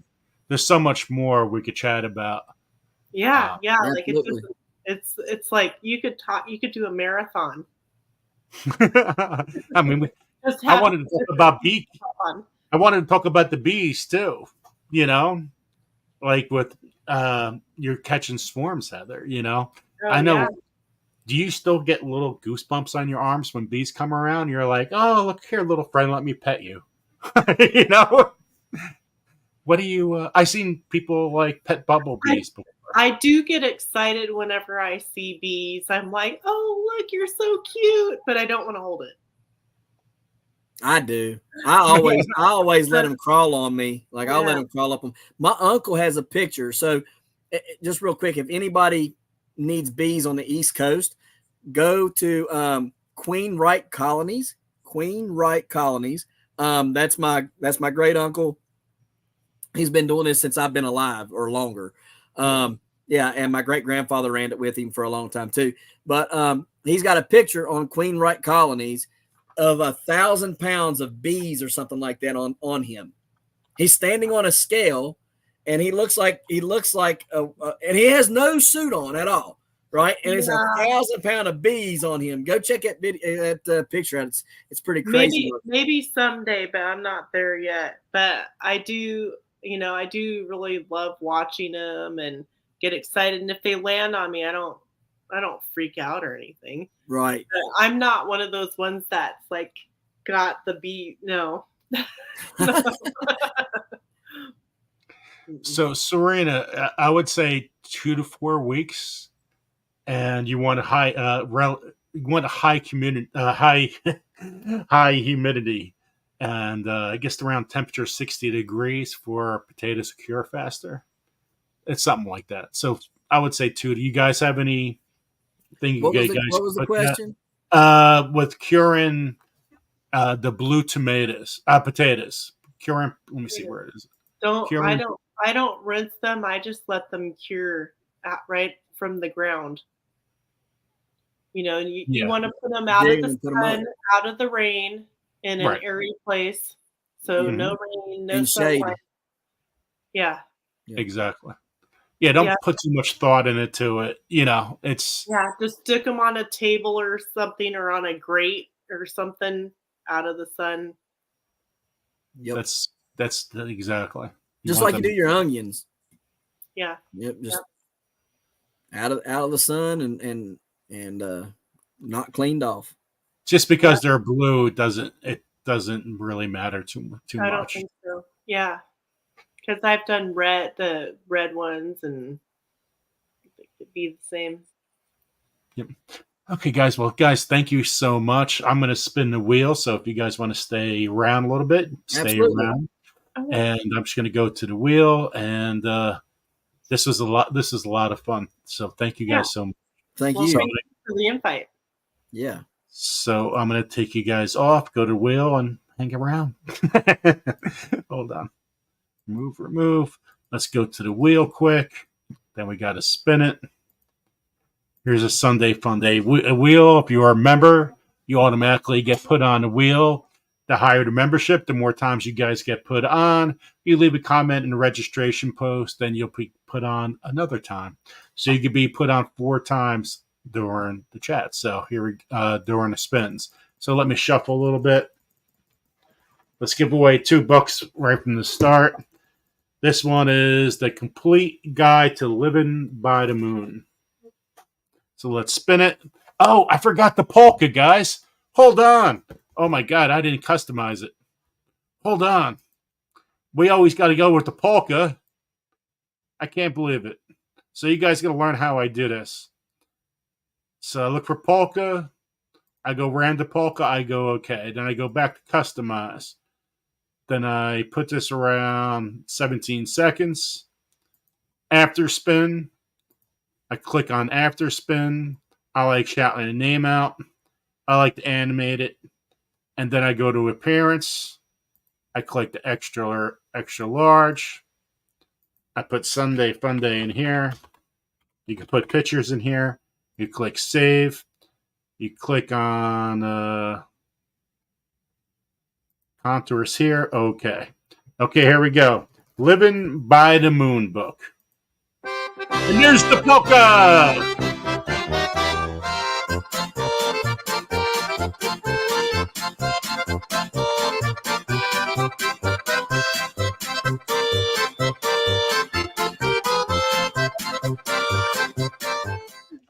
Our treasured home.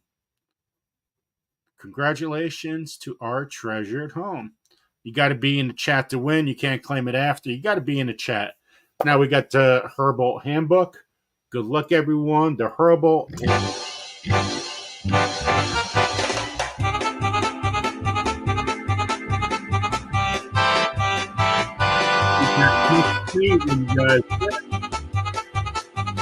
Now, I know that you're in the chat. With Jesse and Lisa. Lazy days ahead. So congratulations to Jesse and Lisa. I don't know if they're in a chat, but congratulations. You won the Herbal Handbook.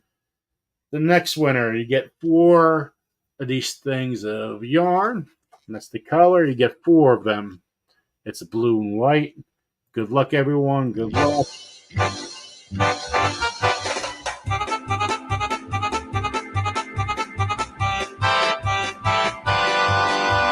You get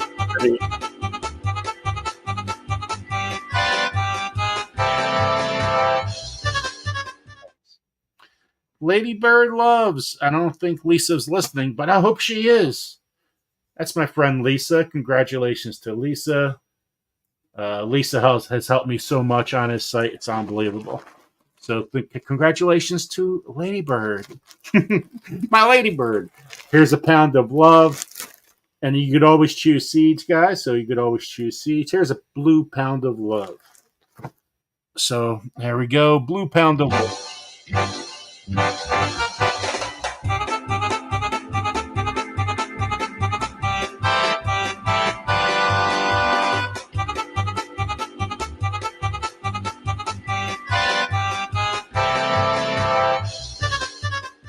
Helen Ford.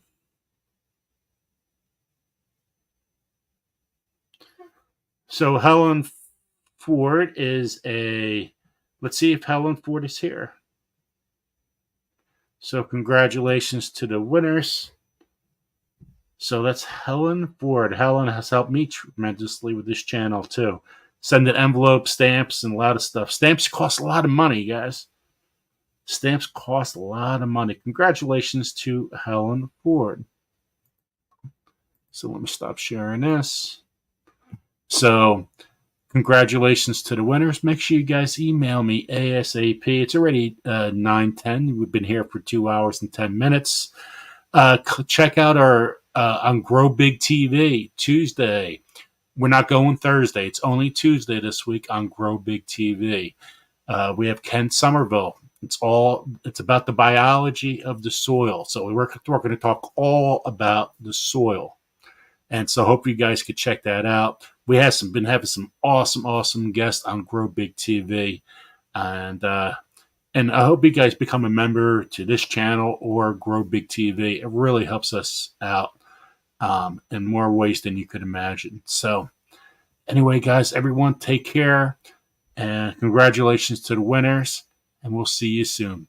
Thank you for everything. And thank you for your support. Take care.